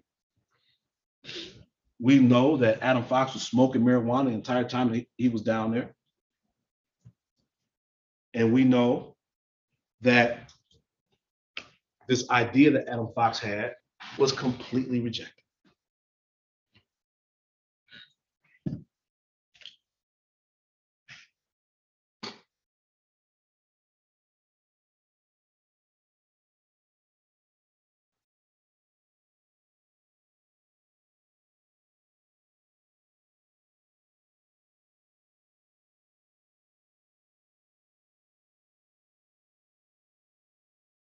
we talked about, or I believe it was, I mentioned it briefly, but Mr. Ballard got into a lot more detail about it, is these conversations, this phone call. After one of the trainings, Dan leaves and goes back to his FBI, the FBI agent's office in Flint. So he drives from Muna all the way back to Flint. Dan is there with both agents, and he calls Adam Fox back. And again, and I'll let Mr. Ballard get into this, but I think you remember, I had to go back through the transcripts, and he acknowledged that he invited Adam Fox to training, that he vouched for Adam Fox. And at the time, again, there was no plan to do any political motivated violence. And we talk about this, same book, different page. Why my questions to Dan were so important about Pete always asking for and talking about getting search warrants and arrest warrants. Why what Andy talked about and Paul said in the link for that sheriff is so important. The Wolverine Watchman's page was always lawful. From inception to arrest, their page was always lawful. There's this training on June 28th. People want you to believe that at this training, somehow OPSEC caused for there to be no recording. Dan had been in that property, at least we now know, 3 other times in which recordings had taken place. He was able to record there, but now somehow on the 28th, he's not able to record. Then Dan alone comes and tells you that Pete Musical makes this statement about going to politicians' homes 3 o'clock in the morning and executing kidnapping. And they're trying to say that's where Adam Fox got the plan from. So number one, let's back this up. This is now what? The 3rd time? Supposedly Pete says something about downloading addresses and getting law enforcement's addresses on this hunting app. No documentation of that. Now, Pete goes to this protest where everybody says, oh, he didn't do anything wrong. Now this trooper says, well, he threatened to kill me. It's not captured on any body camera. Interaction not caught on any other surveillance camera. Nobody else testifies that they see it. Pete doesn't say anything about it in any of the chats ever, right? When we talked about what he did say, Joe said, oh, I saw my old gunny sergeant. Pete said, when you see somebody you know at the protest, oh shit, right? Doesn't say anything about threatening her, right? Dan doesn't say anything to it about it in any of his debriefings to his handlers, and there's no text messages about it. Now we get to whatever this statement that Dan is trying to attribute to Pete, that again is not recorded or documented. Pete's plan was to get arrest warrants and arrest politicians for violating the Constitution. That's his plan. That plan, as unrealistic as it may be, is lawful. You don't have to take my word for it. You don't have to take Pete's word for it. The prosecution, in their own exhibits, acknowledge that. We know that there's a leadership meeting in July. A leadership meeting in which Mr. Musico, nor Joe's a part of, right? We talked about Gerald. Gerald's not here, and he was never involved in this case. He says, hey, I told you guys, Gerald starts off saying, you weren't there. What about what Pete brought up about Harris? Not only do I think that wouldn't work, I just don't think that Gerald, I think his last name is Bouchain. I'll tell you guys what I told him. I talked to Joe about this right after that.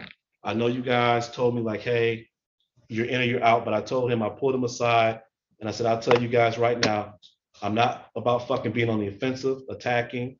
Again, I know they're not innocent, but I'm not yanking anybody out of their homes. I'll tell you right now, I joined this shit to train up so I can be of use to defend myself and my country. Harris, hopefully we're all on the same page. Like hopefully not ever have to actually point our guns at another American.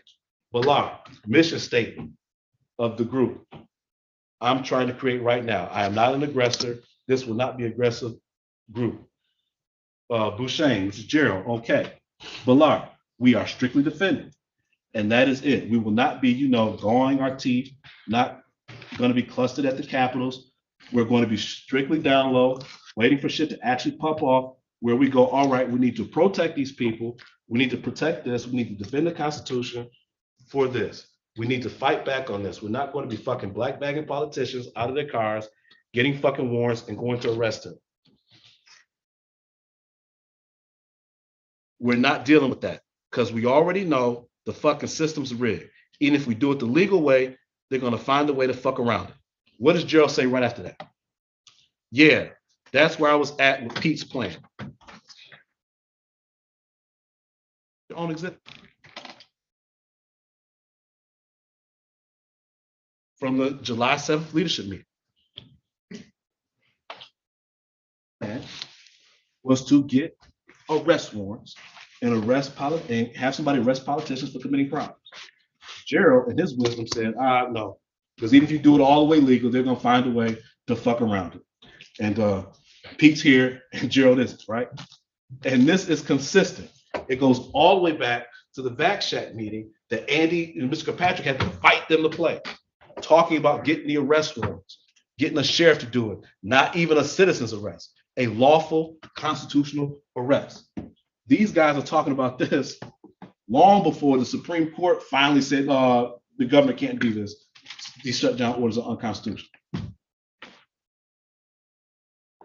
So when they argue to you that Mr. Musical was about kidnapping politicians, killing politicians, doing things illegal, they're just wrong.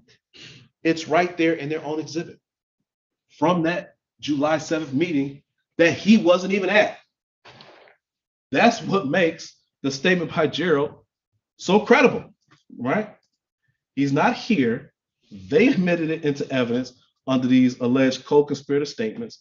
This is at a meeting in which they are breaking off with the Wolverine Watchman, right? That's the purpose of the group. The fight has happened between Paul, Joe, and Joe's wife. People are already upset with Pete and Joe, right? They have now established a separate chat, having a separate meeting for a separate group that doesn't even qualify as a gang. And that's why the government keeps trying to say these are the Wolverine Watchmen, because you've seen in their own exhibit, there was no leadership structure. They never gave themselves an official name, right? It doesn't fit the statute. So they're trying to attribute this to the Wolverine Watchmen, even though the purpose of this group was to break up with the Wolverine Watchmen.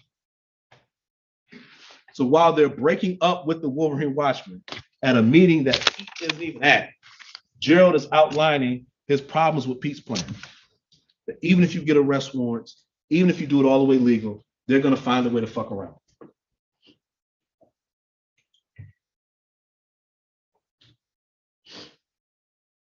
Cambria, Wisconsin comes in. Pete doesn't go. A reference that he spoke to Dad about the 3 plan. We've already laid out what the 3 plan was to get arrest warrants, have a sheriff go arrest politicians that he believed was violating the law.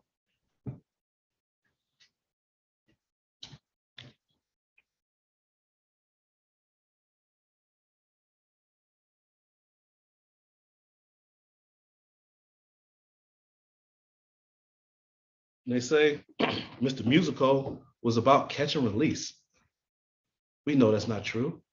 We know that's not true because their own evidence says it's not true. At this August 19th training, in which, well, first they said Mr. Musical was there. Then they said, well, no, he wasn't there. He wasn't there. August 19th, there's a transcript. Adam Fox, while on Joe's property, having a conversation in which Joe's not even a part of, says, that's how they're not untouchable. Someone disappears from the face of this fucking earth. No one knows where they want. We don't have to them though. Still, we're at the same standstill though. Because once we have the package, what do we do with it? Mariah's, catch and release. Scare the fuck out of them. Let them know we're serious. Exhibit 183, transcript 183T. Nowhere in any of the evidence admitted does Pete say anything about catch and release. It's always the same. Arrest warrants, charging people, finding a sheriff. And we know now what Adam Fox was up to on August 9th, right? He came to that training and he took from that August 9th training the people that he thought were the best operators, right? Dan, Ty Garvin, Daniel Harris, Brandon Caserta. And what did they do? They created a new group, a new chat. They went to train at Luther, Michigan, and they came up with a plan. You've heard all the cross-examination from Mr. Kirkpatrick about when was their plan and when was their plan? When was there not a plan? There was no plan to commit any politically motivated violence in August. Adam Fox came there, got the people that he thought were the best operators, took them to Luther, Michigan, and trained. They had a specific plan. They had a specific target. Remember when I cross-examined Agent Impala about the text messages? They said in the text messages, after Luther, everything became real. In their own text messages. Pete, nor anybody, they didn't provide personnel to Adam Fox. Nobody told Dan, Ty, Daniel Harris, or Brandon Caserta to go with Adam Fox. They chose to do that. Why did they choose to do that? Wolverine Watchmen at that point were nothing. Members had left because they were tired of all the drama between Joe and his wife. I think Joe had to give up his wire account or his cell phone because of marital issues that he was having. Some point, I think the testimony was Joe comes back to wiring and he says crickets, like where's everybody at? It's gone. Some of his group went to this group with Mr. Ballard that did nothing wrong. And the other members of the group went with Adam Fox to Luther. And they talk about at Luther, who was there, what was discussed, what the training was, how the training was actually specific to a violent felony. None of these people were there. And they play this audio, they played portions of this audio throughout their entire closing argument. The same way they did in their opening statement. And just like I told you in their opening statement, that audio is from September. It's from September. And we went over the text message that Dan received from his handling agent. Teared up with Pete and get him talking as the leader he claims to be. Now, if they're saying that Pete claims to be a leader, right then when it's happening, how can they come to court and say he's actually a leader? They knew Pete was just talking, was claiming to be something he wasn't. We know the group had broken up. There was no more Wolverine Watchmen. The trainings were occurring at Luther with people who had left the group. There had already been dissension in May. There was an official breakup in July. He's teaming up with Pete, and Pete's just rambling. He's that ex that you've cut off, that you've broken up with, but just won't go away. He's calling back and telling you how good he was, for you and how good and important he was to the group and all these things. We know that to not be true. We know that to not be true because at this point, and it goes back to my cross-examination of Agent Impala, not only do they have other chat logs and other chat groups, they're specifically telling people in those chat groups not to discuss things with people. Most importantly, during this time in September, Dan and Adam Fox are having a conversation. What does Adam Fox say to Dan about Pete and Joe? Says, I never seen Pete or Joe run with a gun. Remember that? Came out on cross-examination with Agent Impola and Dan. Now, if Adam Fox was present on if Adam Fox was present on June 28th at this training, and he was training with Pete, why would he say that? Why would he say, I've never seen Pete run with a gun? And Dan, the $54,000 informant, he says no comment. He doesn't say, I seen Pete run with a gun. He doesn't say, I seen Pete do tactical training. He just says no comment.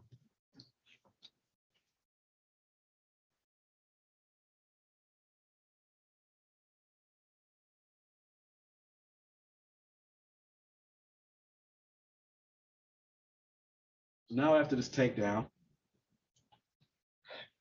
government has now come back. They want you to believe that Mr. Musical engaged in material support to terrorist act.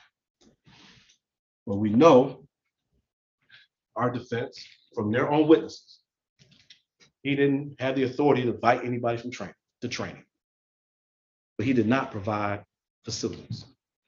We know from their own witnesses, he didn't lead any training. We know from their own witnesses that there were times that training was occurring at the location, he didn't participate. We know from their own exhibits, there was an August 9th training, he wasn't even there. And we know from their own witnesses that Adam Fox out of his own mouth said, I've never seen Pete run with a gun.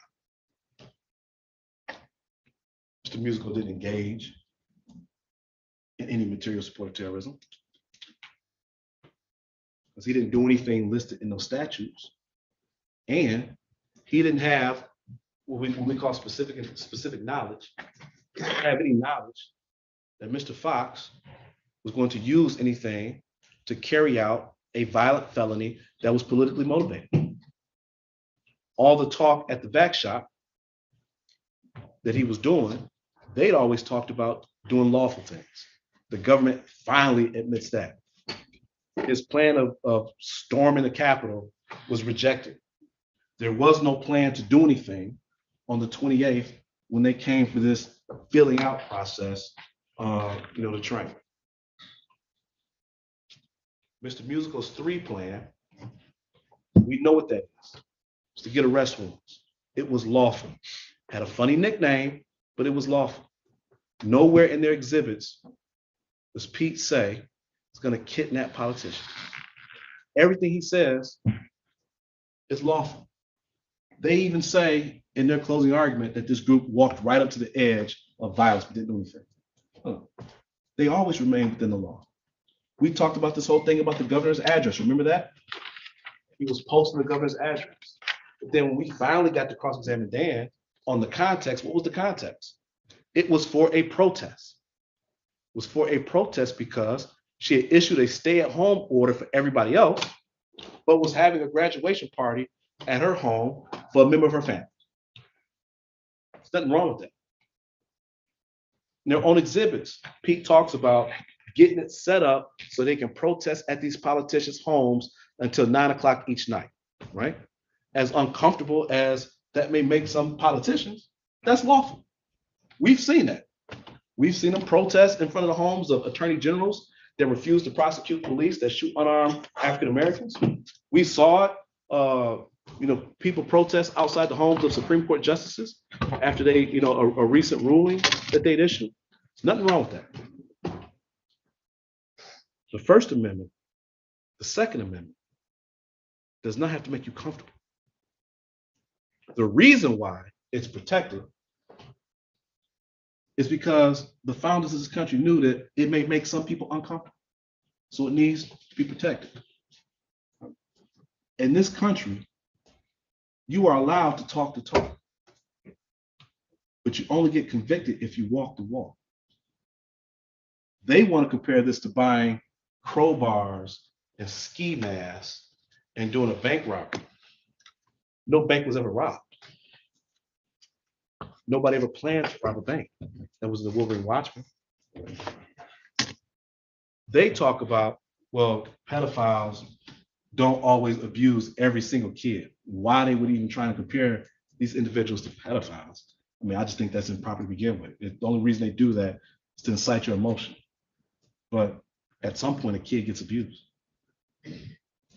These individuals never did anything wrong, never committed any crime. And at the time the crime was committed,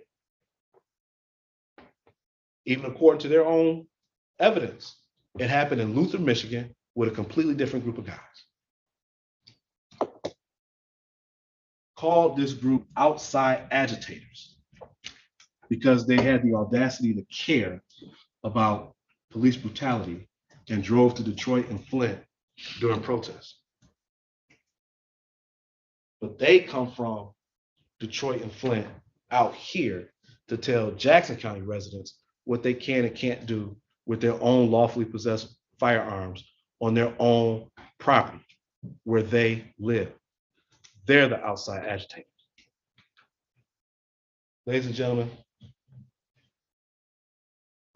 this case has a lot of exhibits. All of them are protected speech. All the activity was protected activity. It's not a crime because they say it's a crime. I'd ask you to look at the evidence as it pertains to Pete, as it pertains to the Wolverine Watchman, and see at what point does he specifically intend to help anybody commit an act of terrorism. He does not. This is a lot of gun talk, political talk, chat talk, and training. Every time they left their residence, they acted in accordance with the law. Had no plans on harming anybody. I thank you for your attention to this matter. I know my opening statement was long, the closing argument was longer than I thought it would be. Thank you very much. I won't get to talk to you again, but thank you very much, ladies and gentlemen. Okay, we're gonna break.